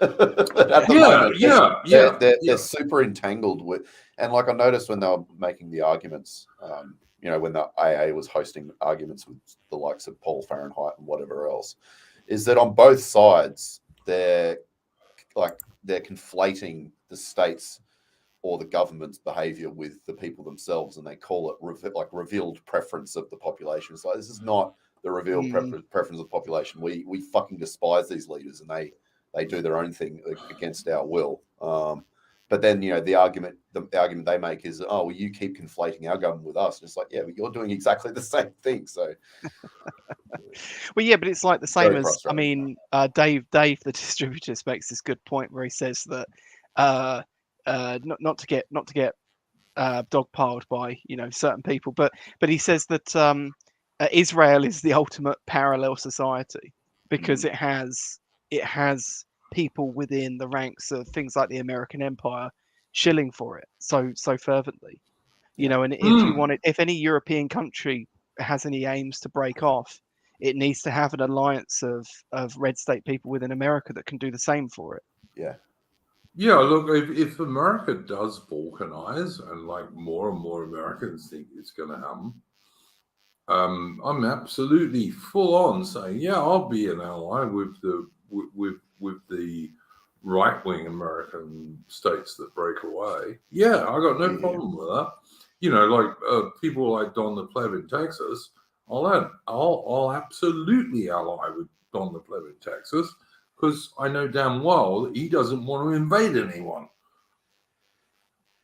And if Yeah, he did so, want to, if he did want to invade someone, it would be someone who needed invading. So when it happens, I'll throw you together some videos so you can play some recruitment ads for the Red Empire fighting back against the Blue Helmets. yeah, look, absolutely, and you could remake a lot of the stuff that came out in the 19th century, Ataman, Yeah, You yeah. know, Well, yeah. well, the whole Sons of the Blood stuff that I know that Chris knows about, with Queen Victoria at the head and like all of these empire patriots. Yeah, we could do that absolutely, and I'd have no problem with it. I mean, the thing is, like a lot of people. I mean, I know I've said this too. That I kind of will kind of look down my nose at them and laugh and say, well, they constantly talk about 1776 and they constantly talk about the guns, but they don't do anything. But of course, the energy is there. It just needs a guy. It just needs someone to come along and direct it. And at the moment, they've got no one. But someone will pop up, and this stuff will probably form quite quickly. But Yeah, and maybe you might even get back to that wonderful old Anglo-Celtic story that we had on going before 1776. Who knows?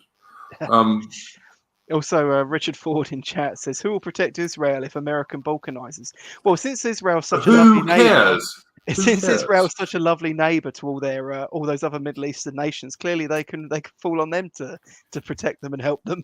Yeah, Simple Pirate says Israel is no model for anyone looking to survive. They will be gone as soon as the gravy train stops from Washington. I mean, It's no model if you're looking at it from that point where it's literally just a propped up sort of colonizing state that's they get every money they by get someone else. But as an ethno state,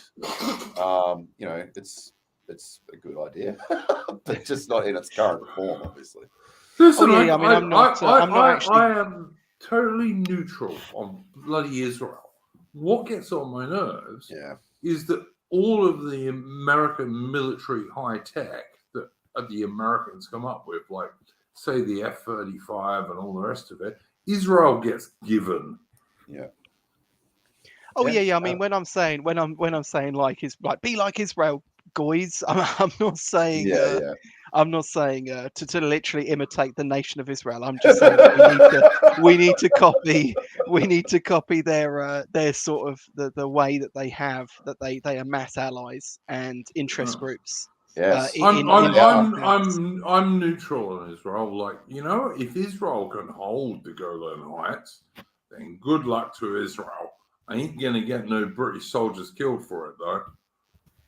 Yeah, Israel is sort of I don't know, I guess what Hitler's wet dream of Germany would have been, just extreme bureaucracy, authoritarian state, just, everyone's given them money. Oh yeah, I mean, like the outgroup power that Israel had, even in its early days. You had Menachem Begin literally like assassinating having the West German Chancellor assassinating it, and then getting the Germans to cover it up for you. Like, that's insane. But that's the sort of fear that they put in people. Oh look, I remember when Israel executed by hanging British NCOs who they captured in the 1940s because they felt like doing that. And when they blew up the King David Hotel, that killed loads of British women and children because there were some British soldiers who stayed there. Sorry, mate, I've never been a great Israel fan. And just to point out as well, it's believed that it was a Labour MP, who I can't remember the name of. His name escapes me. Emmanuel Shinwell. Shinwell. Yeah, Emmanuel Shinwell. They believed he was the one that leaked the information about the officers in the King David Hotel to that militia. Absolutely. And of course, Emmanuel Shinwell would never have been anti-British, would he?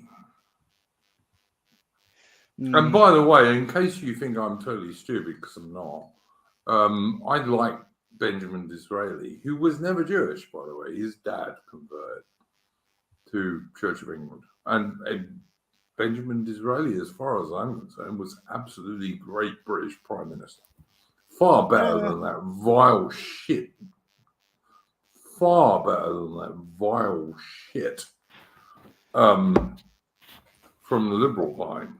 Gladstone, yeah, absolutely. Far better. But he was never actually Israeli. His father converted to Church of England. I'm not that racist. But yeah, but those, look, my dad, who served in the Suez Canal Zone in the early 50s, also always used to remind me about what Israel did to the British soldiers and NCOs who they managed to capture, like terrorist groups like the Haganah, who were terrorists. Sorry, like you can go and watch Hollywood movies that say how wonderful they were and how terrible the British were. Get fucked. Yeah, no wonder they were passed around by like a hot potato before America took them under their wing. Yeah, I know that people like Richard think, oh, I don't understand the JQ and all the rest of it. Mate, I get it totally. I just think there comes a point where you're talking about it is not worth doing. But there are other points when you're talking about it that is absolutely worth doing. And you have to be careful on YouTube, naturally. I mean, they have. Yeah, go on. Sorry, Chris. I find that anyone that sort of goes down that rabbit hole and obsesses over it, they just end up in that final end state of just, forever sitting in their room alone, just researching more and more about it and basically transforming their entire reality through that lens. And it's quite unhealthy, if you ask me. Yeah, look, the mid-20th century Germans were not my friends. I'm sorry. My granddad fought against them.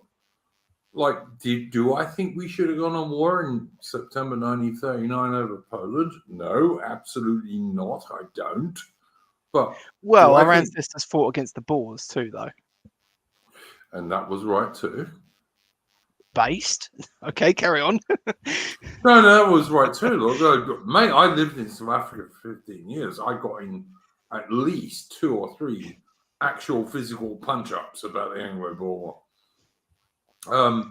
Was it a bad thing from Britain's point of view? No, because the British Empire was based. It was a bit unnecessary, though. It kind of turned into a bit of a disaster. Probably didn't need to happen. Maybe. Look, when we could have stopped it was when that twat liberal wanker who got General Gordon killed. What's his name? He always. Sorry, my mind goes blank sometimes. It was when that dickhead said, "All right, well, the Boers have beaten us in 2 little tiny skirmishes. We're now going to surrender." If he had instead sent 20,000 British soldiers down there, there would have not been a second World War. But he wouldn't do it because he was a liberal wanker. And I've seen people on John's Discord say, "Oh, no, he was great. He was a liberal." No, he wasn't. I'm sorry. He was a hypocrite. Like, he would send British soldiers to places when it suited him, and they would die for nothing or whatever, like all British politicians do, but particularly liberal British politicians. Send 20,000 British soldiers to South Africa in 1881, and there is not a second Anglo-Boer War. Wouldn't have happened. Yeah, I suppose so. And not many Boers would have died. Not all that many British soldiers would have died. But there would have been no 1899, 1902 Anglo-Boer War. Wouldn't have happened. Because we would have just steamrolled them. I just don't get how lefty liberals get where their policy comes from. It was not like Gladstone was an evil bastard. He was an idiot. Like he would say, "Oh, these people are terrible. These people are great," and none of it had anything to do with British power, which is the only thing that really matters to a politician, or should. There's something you said earlier though. Why wouldn't he send an army up the river when he sent Pasha Gordon instead? Oh, okay. So you're talking about in Sudan. Yeah. Oh, all right. He wanted to save money. Was that Basically. literally it? Yeah, it was just saving money, income tax. So in And, that movie, and there are people on John's Discord, which I know you're a member of, Ataman, who will tell you that was a good thing. I mean, but it's because in the movie they depict us already losing an army out there. Was that true? No. The Egyptians Right. lost. The Egyptians absolutely did lose an army out there, commanded by a British officer, Hicks Right. Pasha. Right, that army was destroyed absolutely because the Egyptians all ran away. Like when my dad served in the Suez Canal zone in the early 1950s, the British Army saying used to be, if the Egyptians don't resist, it will take 5 days to take over Egypt. If they do, it will take 3. Like the Egyptians had a very, very low reputation with the British Army, which in general was deserved. But the point I'm trying to make here is that, like, all Gladstone was thinking was, if I send a British army up the Nile, that's going to make me put halfpence on income tax. Because everything in those days in Britain was paid for by the year's an income tariff. Yeah. Yeah, there was no debt. Absolutely no debt, really. And he said, no, I'm not going to do that, until he was absolutely forced to, because everyone liked General Gordon, who was Chinese Gordon, and he actually was a really good Christian hero. And so eventually he sent the army up the Nile as slowly as he could possibly do it. And they got there, like, I don't know, 4 or 5 days too late, something like that. Yeah. It was just a tiny bit too late.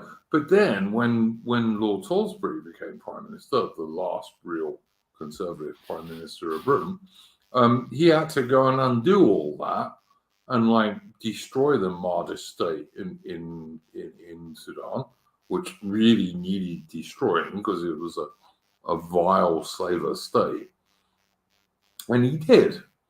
But he didn't do it all in one go. He did it over about 4 years. And that was fine. And that was perfectly all right. Gladstone was a shit. He was the worst British Prime Minister we ever could have had at that time in our history. He was a lefty wank. And anyone on John's Discord who turns around tries to tell me he was a fiscal conservative, I will vomit over. Because he wasn't. He was an idiot. Yeah. So, I just like the fact that in the movie, the Muhammad character is played by Laurence Olivier in blackface. He is, and he plays him very well. He does. But he plays him very well. He's quite convincing. Do you reckon you'd get, like, an Arab guy? And bear in mind that he was an Arab. He wasn't a black guy. Do you think you'd get an Arab guy to play him better now? Because I don't think so. No. I mean, Laurence Olivier was an amazing actor anyway, so yeah. One of my favourites. You'll notice that when you did the Agincourt day, the intro I made had the Laurence Olivier rendition of that speech in it rather than the Branagh one. Even though the Branagh one's great too, but look, you know, don't you, that movie was filmed in Ireland, in Southern Ireland, and the reason it was filmed in Southern Ireland is they couldn't film it in England because all of the horses were, like, doing war work. They were working on farms and stuff, and only Ireland had enough horses to do the movie. Yeah. But I think we should take a topic suggestion from our illustrious chat. Richard Yeah, says, sure. new topic, Pakistanis are paying the pensions. Discuss. Well, it's absolute bollocks, isn't it? Well, yeah, I mean, I posted in the Discord a short while ago about a I forget what it was now. It was a Substack article. You were comparing the rate of immigration with GDP. Oh yeah, there was that too. I posted a graph Yeah, recently, and yeah. it's literally it's just got growth in GDP per capita and then net immigration, and they literally just cross one another. They have growth no in GDP. correlation. Well, No yeah, I cor- mean, like Napoleon pointed out quite accurately that obviously there's a lot that affects GDP, but the idea that immigration is this reliable way of increasing it is obviously not true. No, it's bollocks. And similarly, there was one I posted before that, a Substack I posted a little while ago, where they talked about, here it is. Yeah, so it's they're talking about the effects of sort of taxes and benefits. Stick it in the chat, Alvin, if you want. Yeah, sure. The taxes, benefits, and income on British households by groups, by what is it? It's by racial groups, or it says ethnic minorities, but it lists black and Asian and white. And it just shows pretty convincingly that whites are the sort of net payers of both direct and indirect taxes, and Pretty obvious. has some of the smallest amount of claims of benefits and cash benefits. And of course, it just sort of ramps up, and at the bottom you have your ethnic minorities and blacks. But yeah, it's pretty. It is pretty stark to the effect. It also points out in that little article that before, I'm just having a look at the data so I get it right. Before lockdown, to after lockdown, sort of whites in the UK lost an average of sort of close to 10% on their sort of their sort of average income. Yeah. And blacks over the same period gained 25%. It's pretty. That's amazing. That's yeah. amazing. Who would have believed that? And that's an income of salary, dividends, and all other incoming funds. So that's an average, I take it. Yeah. Yeah, look, if you're going to have 1 million people a year coming in, which is what the Conservatives do these days, the cons, as I like to increasingly call them, if the cons are going to allow 1 million legal immigrants in a year, that is obviously going to both force up housing costs, not only for mortgages, but also for anyone who wants to rent or has to rent. But it's also at the same time going to force down wages, particularly for the lower skilled. Now, anyone who can't work that out is a how can I describe anyone who can't work that out? A dysgenic mutant. Yeah, I'm not a moron, an utter moron. Yeah, that's what that's going to do. And anyone who can't see that is an idiot and a moron. So yeah, and it pushes up house prices, and it also, like, it's funny enough, I brought this up on someone on Twitter just in a sort of sarky reply, and that they turned around and went, yeah, but you need the immigration because it stops things from going up in price. And he says, oh, and look, we don't have immigration anymore and things aren't going up in price. And I was like, does he not realize that we've just had like a record? We've broken another record for immigration in the last year, and what's British inflation at the moment? Fucking high. Yeah, and much higher than the government says it is. But yeah. There's another point. Like Voucher in chat said, I read once that the Japanese and Finnish immigrants to the UK had the best impact on tax revenue. Somalis were the worst. Well, this was another thing we discussed actually, to do with that graph. Napoleon posted a link to the Oxford Migration Observatory and some of the data they had. And it reminded me of, because they also quoted the Dustman and Frattini studies, which Douglas Murray talks about in The Strange Death of Europe. And like one of the things with those studies is they look at migrants in the first, I think it's 10 to 12 years that they were here. But of course, the problem with that is that they're looking at workers, people that come in who are working age, and then they compare it to the British population over the same time, which includes pensioners, it includes literal children, so it's a lopsided comparison. You can't compare those two groups. One of those groups is just uncompetitive by design. And of course they don't care, because they want undifferentiated human matter. They want workers. They actually don't have time for pensioners and children. Well, when I immigrated to Australia, because I met an Australian girl in South Africa, like I paid almost $3,000 just to get the Australians to say, all right, you can live here for a bit. And I wasn't entitled to anything after that. At that time, couldn't get the equivalent of the NHS. What's it called, Chris? Medicare. Medicare. Couldn't get Medicare. Wasn't allowed to get Medicare. Wasn't allowed any sort of Australian unemployment benefits or anything like that. Nothing. And in fact, I had to be here 6 months before I could even get a job. And that cost me almost $3,000. Do you think that applies to the vast majority of third world immigrants to Australia? Because I promise you it don't. No, absolutely not. That's fine. Your white privilege managed to keep you afloat. Yeah. Yeah. Well, actually, my girl did, but yeah. My girl did, basically. But I mean, it was like ridiculous. And I wasn't entitled to any of this shit. And she managed to get me a Medicare card a bit earlier because she was a registered nurse. But like only after I'd been here, like, I don't know, 10, 12 months. And even then it was only for some things.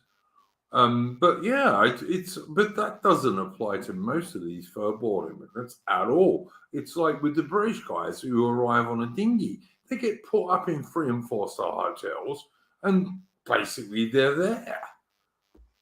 Yeah. Like if I'd have arrived in Australia, the Australians would have turned around and said to me, "Mate, you're on the next flight out. You ain't going in a 4-star hotel."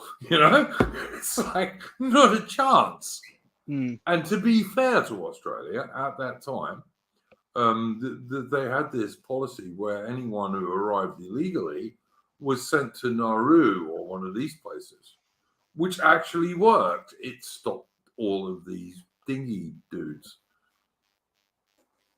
Yeah, but it's like, I mean, here's another angle, right, though. Biarki in chat said, after the foreskin thieves, Brits need to realise the danger from poos in loos. They're the next most wealthiest minority group. They're obedient. Well, of course, I mean, that's the other thing, of course, is if you look at like net migration on that chart, as I described, it's a universalist angle, right? Because you're literally just saying, oh, here's net immigration. It doesn't matter where the people are from. They're all just the same. And of course, like 10 years ago, we were talking about Poles and Lithuanians and Latvians, and now we're talking about, Eritreans and Syrians and more and more Pakistanis. So it's the makeup of the immigrants has changed, and that's going to affect it as well. And of course, in with the thing with Indians is that most of the Indians that we've got over here they're like upper caste. They're like. Yeah, there's another danger too, which is that the newer generations of the Poo and Loos have been indoctrinated into hating the Brits for colonizing India. Yep. And you can imagine, and they'll literally use their family to basically just flood in as retribution. And they say that out loud. They're not coy about it. Oh yeah, like the funny thing is, if you go to India, you'll find quite a few like pro-British Indians floating around. But when they're here and they've gone through our school system, they're 10 times worse. Yeah, and it's Yeah. like if Did anyone remembers you- back to that do you remember Sorry. do you remember when Boris Johnson had that the study done on institutional racism or systemic racism or whatever it was? Well, in that report, they basically say that the minority groups that come in, even ones that are quite poor, they don't actually make up the most deprived areas of the UK because they move. No, that's right. And so all the most deprived areas are all white areas. And they were like, oh, you know, the white British people just won't move. And it's like, yeah, because they're not mercenary. They're not a mercenary group that's coming to make money. But at the same time, and we are increasingly seeing the BBC, the Biased Broadcasting Corporation, etc., turning around and saying, rural Britain is too white. Yes. Yeah. And of course, the thing is as well, like there was that guy, he was a Tory MP, and he tried to do a whole angle on like the white working class. He kept talking about that. And they were trying to shut that down quite recently by saying, oh, there's no such thing as a white working class. It's just the working class. Because, you know, to them, the entirety of the class system is just whether you have money in your pocket at the time or not. And it's like, well, I mean, you know, you can be a guy from an aristocratic background. You might be poor as fuck, but the truth is you're not poor. You're just broke. You know, they're not the same thing. The white working class is the remnant of all that cannon fodder we sent over in World War One and World War Two, who were so absolutely patriotic and brave. But they're tied to the land as well. But it's all that's left of them, you know. You could say they've got some blood and soil, Duke, but either way, they don't move. But we get people on our Discord, and to be fair, who turn around and say they're all degenerate now, and I don't think that's absolutely true, to be honest. But you know, I mean, I've always just described them as leaderless. I think that's a better. Absolutely right. Given a good leader, they would be just as brave as the English archers at Agincourt or Wellington's men at Waterloo.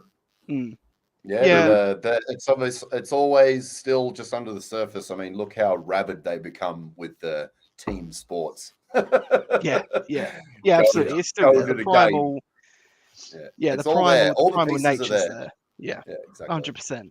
And it's like same thing, Chris. In Australia, same thing. Like you. Sorry, can you remove foreskin thieves from the screen? I'm sick of reading that.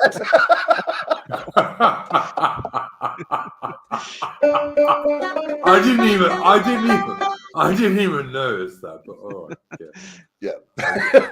Every time I looked at the screen, I just saw foreskin. I was like, my foreskin is still intact. I don't know. TMI, sir.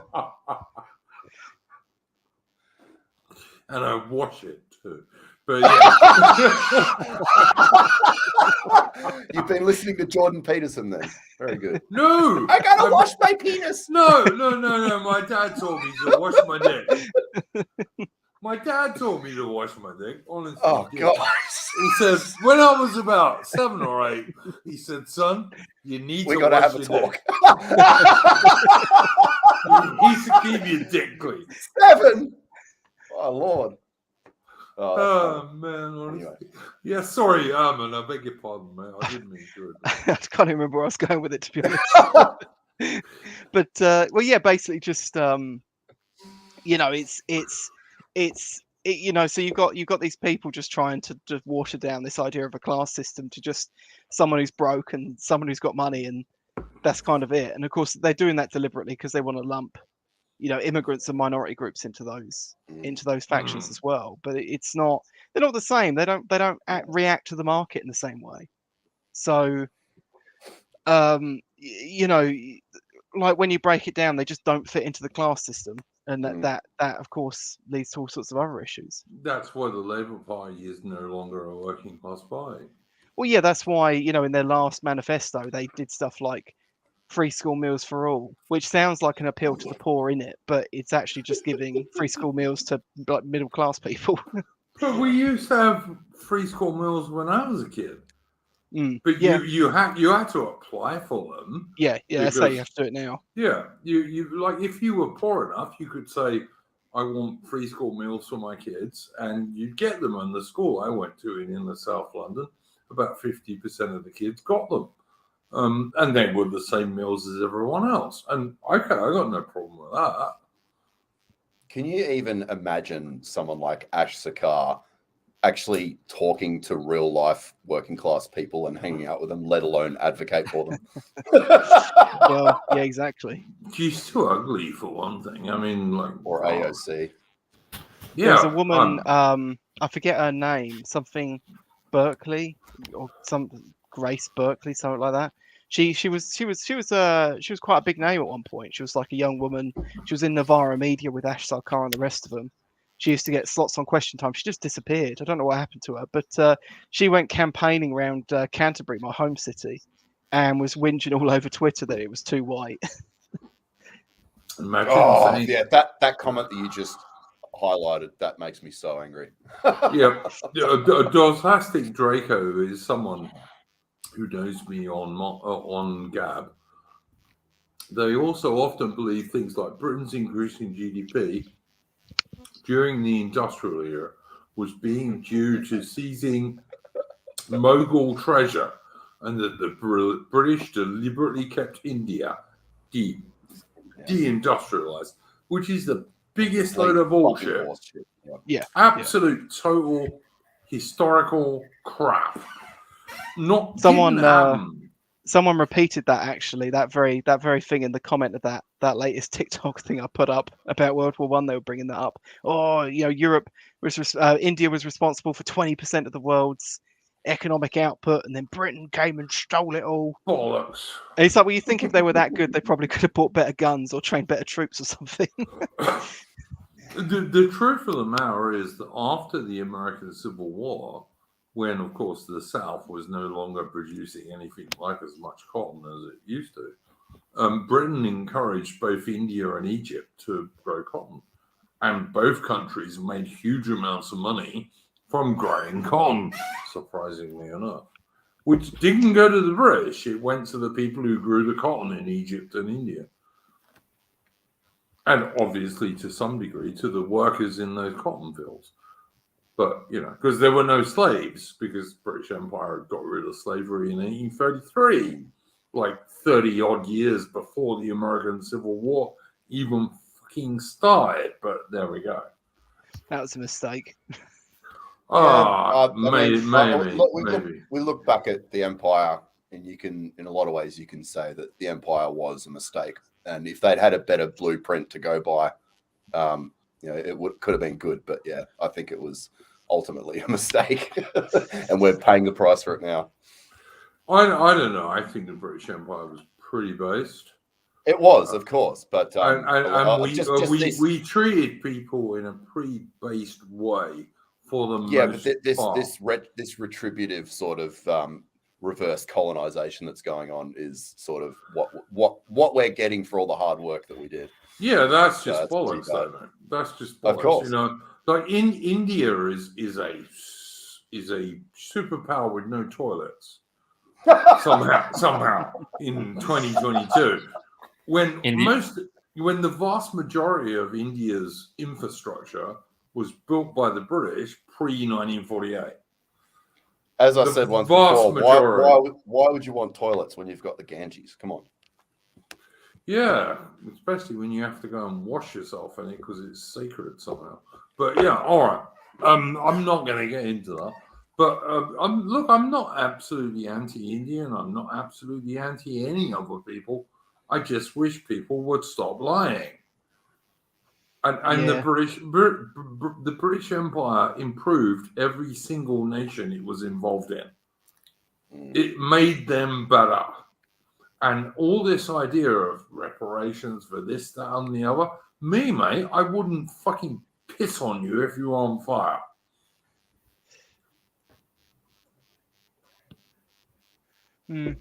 Like my great grandparents and great grandparents, they were what kept you all right. And it sickens me, mate. It does. It sickens me, my friends. It really does. That people are so dishonest now in our world, and I don't particularly blame the Indians or the Africans or any of these other retarded twats. But I do blame our own people for accepting this shit. Yeah. Thing is, ultimately, people follow what they follow. I mean, I kind of think. I mean, when I say that, like, certain groups in Britain are leaderless, that's kind of what I mean. Is that they don't really follow a lot of this stuff. They kind of half-heartedly repeat the slogans, and then they kind of very directionlessly kind of try and do their own thing and sort of flap around and don't get a lot achieved. Yeah. But they generally do seem to, when you actually look at what people do, they do seem to largely reject a lot of this stuff. White flight, people move away from this stuff. Even the poorest will like apply for council houses away from, the diversified towns and stuff like that. And of course, they've got the least chance of actually escaping it. But yeah. Yeah. Oh yeah. I mean, I remember specifically like the worst one, the one that always sticks in my mind, was an old BBC Three show that a guy called Saint Harrison on YouTube reposted to YouTube, but I think he's gone now, or I think he's got a new channel, but it hasn't got the video on it. And it showed this woman, the single mum, like a sort of very much kind of a bit of a, you could say, a victim of modernity, as it were. And she had these two kids, and the boy was getting like relentlessly bullied. He was like the last white kid in his class, and the daughter was sort of also being pressured to sort of convert to Islam. And she was just completely unequipped to deal with this. She had no idea what to do, but she knew that she didn't want her daughter to be a Muslim, and she knew that she didn't want her son to be bullied. And she was trying to find ways to move out of the town, but she couldn't afford the houses because all the houses on the outskirts had the prices inflated so much because of everyone leaving. And the council houses also, she was just getting outbidded on everything. So she was just kind of stuck with this situation. And all of our great grandfathers, if they were still around, would have gone to that woman and saved her son and her daughter. They just would have. Well, they wouldn't have allowed her to become a single mother for one. Yeah, without good reason. Exactly. But what I'm saying is, Yeah, like, that family would never have got in that problem without all four of our great grandfathers on this screen at the moment would have gone and said, "Nah, that ain't gonna happen." But they were real British Anglo-Catholic people. Yeah, and that's one situation of which there are many, many thousands and thousands and thousands, and the system that we have now propagates it, celebrates it, and covers over its failings. So yeah, I just totally agree, and I got no problem with anything you say there. This is the battle we are trying to fight, which I don't think we're winning, but you have to try and fight it, don't you? Yeah. I mean, like, just sad. All right. Any final thoughts, gents? No, nothing from me. Mitch, you haven't said much for a while. I can't say I got anything to say either. I wouldn't say you, but you wouldn't disagree with what we were just saying, I presume. Well, overall, but it's not looking hopeful at the moment. No, it ain't, mate. Sorry, carry on. I was just going to say, I mean, I'm a guy who half the time thinks about emigrating, but then, I don't know. But then again, it's a matter of, okay, where do I emigrate to? I mean, you get Richard, for example, who's quite bullish about the Mediterranean countries. They get paused, but in a different way to us. So the Italian girl who's leading Italy at the moment seems not too terrible, but we'll see. I don't think she's that based as people make out. Yeah. Then No, you've got- for sure. Yeah, like Italy's like pretty bad, but I've heard apparently Spain is the worst of it out of all the Mediterranean countries. Like Spain's the worst because I mean, you've got the city of like Barcelona as well as Madrid, where the metro stations, especially in Pride Month, are just coated with pride flags all over the place, and it's just no escape from it. But generally, I'm a Spanish. They're more likely to speak English than the Italians at times, especially Southern Italians. So then they're more exposed to the pause compared to Southern Italians. Fair enough. Chris, what's your thinking on this one? Well, you could move to Australia if you wanted to. You'd be welcome with open arms. We have the same problems you do, but we have a lot more land to run away to. Yeah. 100. But I mean, you still have places in England you can run away to. Yeah, but knowing my luck, I end up running out of an Aboriginal and I get nicked for it.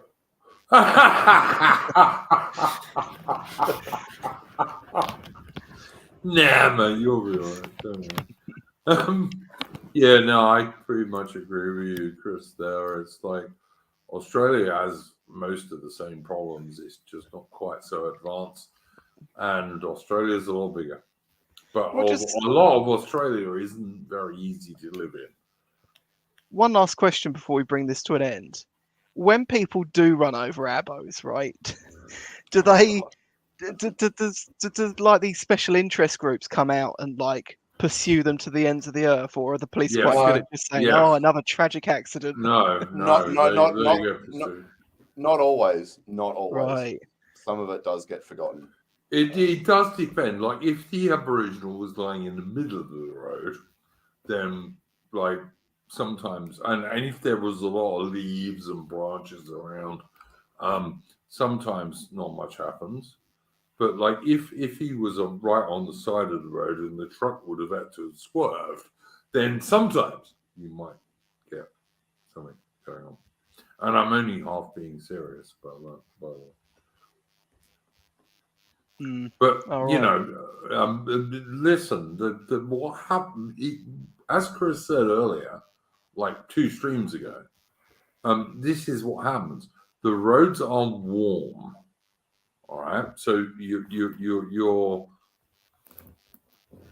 your black tar road, which I think was invented by a Scot, gets warm, and the Aboriginals will lie on the road because it gets warm when they're drunk.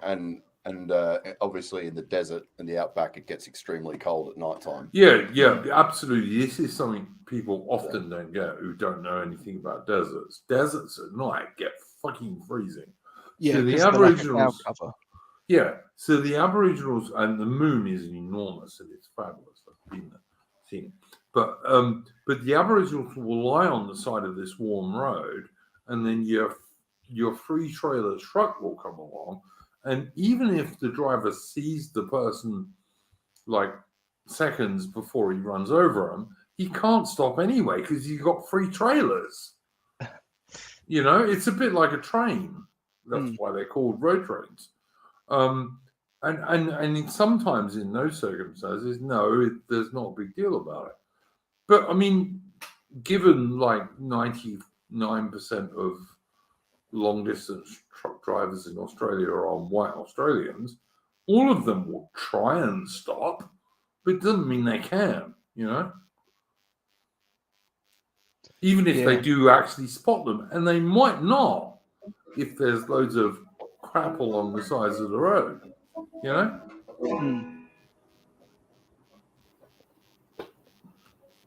They're not racist. They like, how do you stop an enormous? Well, they should be. Listen, Ataman, you're. Can you prove that they're not racist? No, you can't. Checkmate. Well, I don't even need to because I know Ataman is a truck expert, and like most of these truck trailer drivers would have like one trailer behind them, but it might be like huge. In Australia, in the Northern Territory, and in far north Queensland, you get 3 and I think even 4 trailers behind a truck. Yeah, and they're Like- full-size ones, aren't they? Yeah, Yeah. I've seen them, but Yeah, only in videos. like the idea that you can stop within 100 yards is ridiculous, you know. Mm. Yeah, it's kind of funny here because we get a few road trains, but they're small, like small trailers. And of course, the other thing that most people don't realise is half the trucks driving around here are like basically empty. Like this idea that like lorry logistics on Britain are like really, really thin margins and everything's got to be full everywhere. It's never the case. There's also we have one client. They send 2 trucks a day from the UK to Poland, and they're full size lorries, and they will have some of them will only have 1 pallet on. Oh, You God. literally just stick it in the back of a van, but they have these giant, great big lorries driving over Oh, there. They're practically never full. fuck No, me. man, in far north Australia, I know because when I was driving my 4x4 up there, to try and overtake them was really difficult. Because first of all, you got all the dust coming up, so you can't see anything for a start. So you got to get on a totally straight bit of road, and then you can go past them. Like if you're lucky, and there's no way these poor buggers, if they saw something in front of them, like even 100 meters in front of them, and those things stop. those things are definitely not half empty as well. They are chock a block. Yeah, but they're road trains, and they are absolutely full. Like some of them are full of things like cows and sheep, and others of them are full of like all sorts of goods. And 3 or 4 trailers, there's no way the brakes can stop them in 100 meters. Doesn't matter how good the driver is; it's just not possible. Yeah. And I guarantee you that 99.975% of Australian road train drivers don't want to run over Aboriginals. They really don't. There are many of them don't even want to run over kangaroos. Fuck knows. Can a kangaroo make a road train veer off the road by impact? Does that happen, or do they just plow through them? No, I don't think they can, mate. I reckon even a 4x4 truck with a good bull bar will like stop a kangaroo. Oh yeah. I know that, but like because some of the big reds, you know, that are like 200 kilos and absolutely massive. I mean, I don't know. They'll probably veer off the road if they're terrified.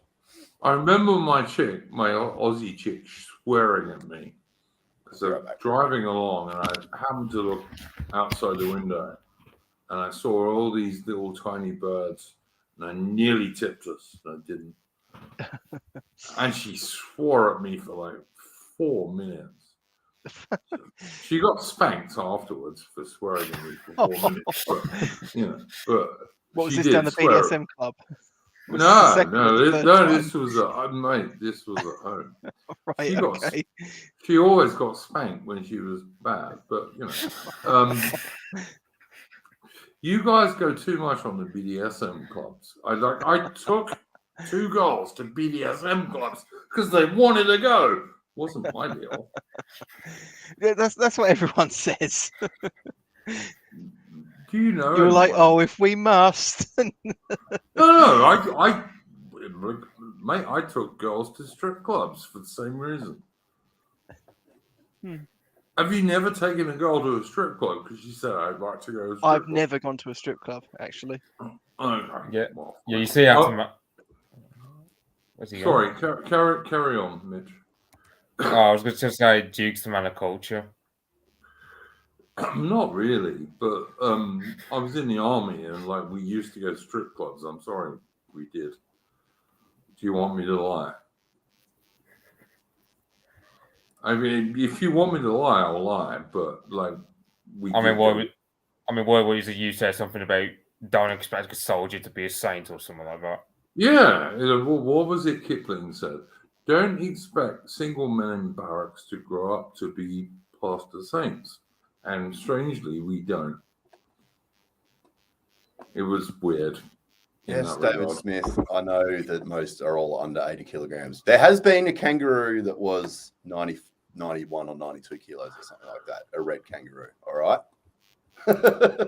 And there Chris, used to be big giant ones, but Chris, did you see that video that went viral where a cruel Australian was punching a kangaroo?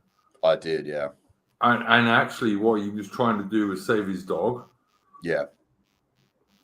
I have seen that, yeah. I thought that was like pretty crazy. Go and look it up on YouTube, guys.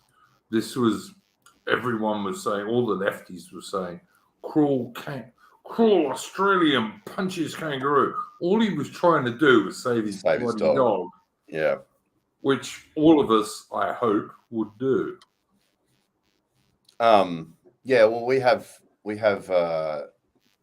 agile wallaby. I don't know what you call them, like, you know, just those animal protection groups. There's one that's specifically for the agile wallaby around this area, and one of the guys that's sort of part of that group, I guess he was like a bit of an older guy, a bit of a hippie. He was in the dog park in the area that all the agile wallabies sort of surround, and there's a dog park in there that's fenced off. And it was about 5 o'clock in the afternoon, so the busiest time of the day there. So every family there with their dogs. And one of the agile wallabies managed to somehow squeeze under the fence. I don't know what it was doing in there, but it squeezed under the fence and then it started hopping around because it couldn't escape. And of course, all the dogs went absolutely insane, all over it, tearing it to pieces. And this guy was grabbing people's dogs and like kicking them and punching them and just like absolutely piling into these dogs. And all the little kids are there, like all the families, you know, their dogs are just getting kicked and punched by this fucking guy that's trying to save this little wallaby. Because I mean, there's millions of the wallabies all around the place. And yeah, so that was sort of a good insight into their priorities. And they're the same kind of people. If he was trying to, I gotta say, Chris, if he was trying to kick and punch my little dog, he would have got kicked and punched back. But yeah, well, word got around town, and he hasn't been seen since. So I assume he was not very keen to go out in public, at least not in that area, because yeah, he made a lot of enemies that day. A lot of dads, good. I think, would have. Yeah, good. Like, you know, if I'd have been in that park with my son and we were walking our dog, and this cunt was trying to like kick and punch my little dog, I would have fucking killed him. I mean, I would have also tried to save the wallaby, but after I'd saved my dog. Mm.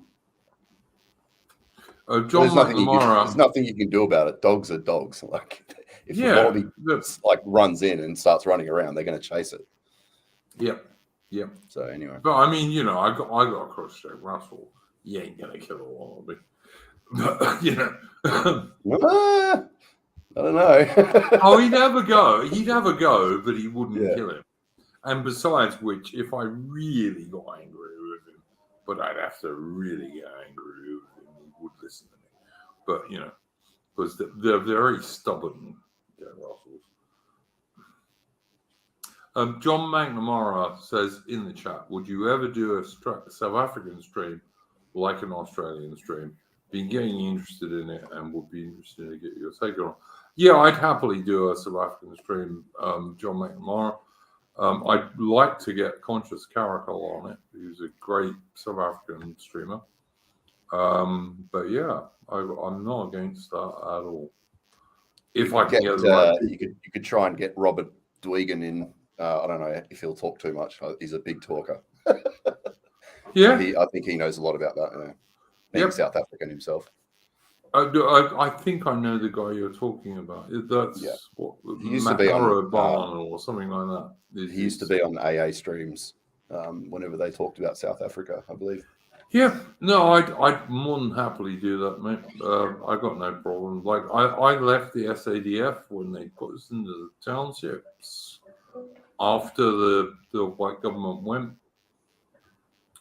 and it's just gone downhill ever since. Basically, it's the only thing I can really say. All right. Any final thoughts, gents, or anything you'd like to shill? Nah, I'm good. Well, you want to show Bowden bombers, don't you? Yeah, I suppose so. I mean, I've got both a YouTube channel for it and a TikTok. I'll post the YouTube channel in the chat. Cool, man. I will put all of these links, by the way, in the description in due course, gents. Mitch, anything you would like to show? Nah, nothing for me. No worries. Anything you'd like to show, Chris? Yes. Check out my Twitter, Mr_Morbikak. I'll post it in there, where I produce lots of hot takes and post many good memes pertaining to Australia, obviously, as I'm the Sphere's Aussie shit poster, apparently.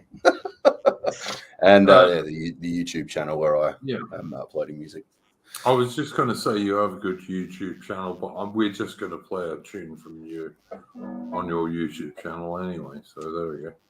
All right, gents. I think we covered most things we wanted to cover tonight. Hopefully, I won't look in my Discord tomorrow and say this was a hopeless performance by me, because I often hear that. But particularly from one Australian people. But never mind. No, I think my last one was pretty poor, to be honest. But you do it week after week, so whatever. And I'll be honest, I don't regard Twitter as a vastly important thing. I mean, maybe it is, but I don't think it is. No, I've never been on Twitter, so there we go. Anyway, I'm going to play us out with a tune from Chris Gard, Hardwired.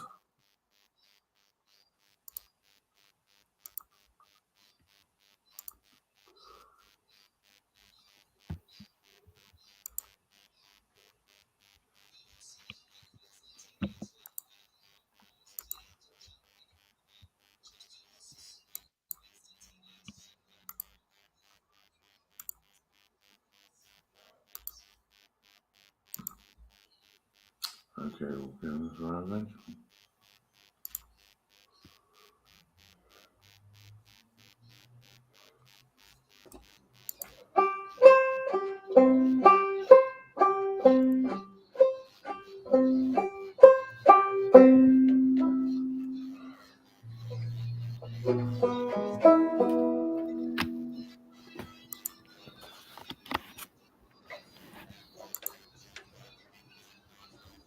Hello?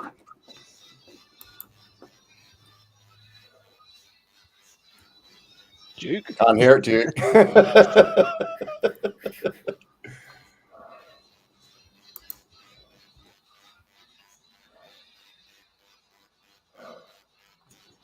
Uh-oh.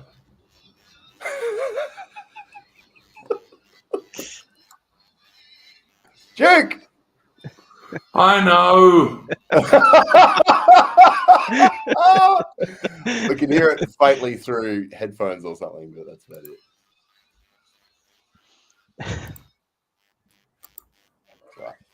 I'm sorry, gentlemen. I know I fucked that up. I don't know how, but I did. I'll do it again. This time it should even work. Sorry, Jones. You may talk in a mirror when your quarters about you, and you're sent to petty fights and elder side. Oh, here we go. Troopers on the tide, a special train for action when the troopers on the tide. You're speaking of mock uniforms, the card you in your sleeve is cheaper than the uniforms, and by Christ they're cheap. And hustling drunken sailors when they're going large a bit is a muchly better business than parading in full kit. Then it's Tommy this and Tommy that and Tommy else your soul. But it's secret night of heroes when the drums begin to roll. When the drums begin to roll, my boys, the drums begin to roll. Oh, I think the night of heroes when the drums begin to roll. We aren't no thin-bred heroes, well that much is true. But single men in barracks remarkable like you. And if sometimes our conduct isn't all your fancy pains, why single men in barracks don't grow into foster saints. Well, it's Tommy this and behind. But it's pleased to walk in front, so when there's trouble in the wine, well, there's trouble in the wine, my boy, there's trouble in the wine. Oh, it's pleased to walk in front, so when there's trouble in the wine. You talk a better food for us, schools and for all. We'll wait for extra ration if you treat us rational. Don't mess about the cookery stuff to prove it to our face. The widow's uniform is not the soldier man's disgrace. For it's sorry this and sorry that and chucking out the brew. But it's savior of his country when the kids begin to shoot. And it's Tommy this and Tommy that and anything you please. And Tommy ain't the blue and all you bet that Tommy sees.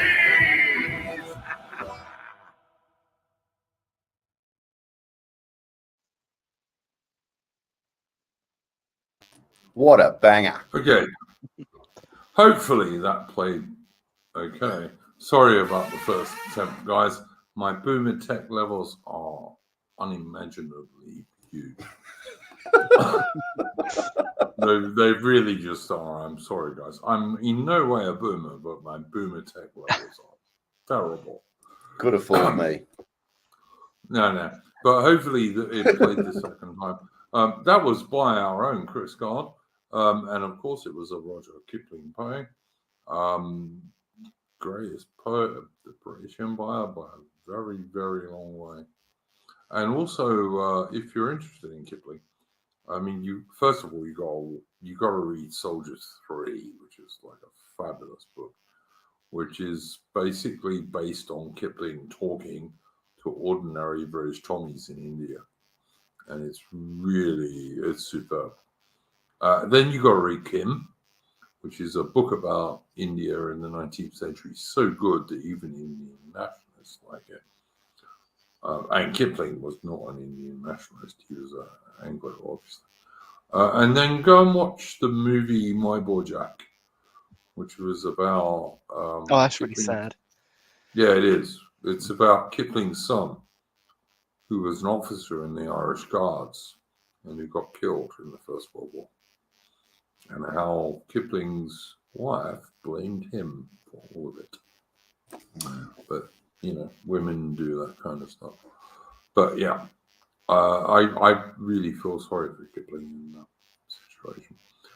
But anyway, thank you very much to my guests, Mitch and Chris and Ataman. And we'll see you next week for the Splendid Isolation number 98, I guess. Thanks very much for having me. Oh, you guys are always welcome, chaps. And go all, folks. And don't give up the fight. We ain't lost yet.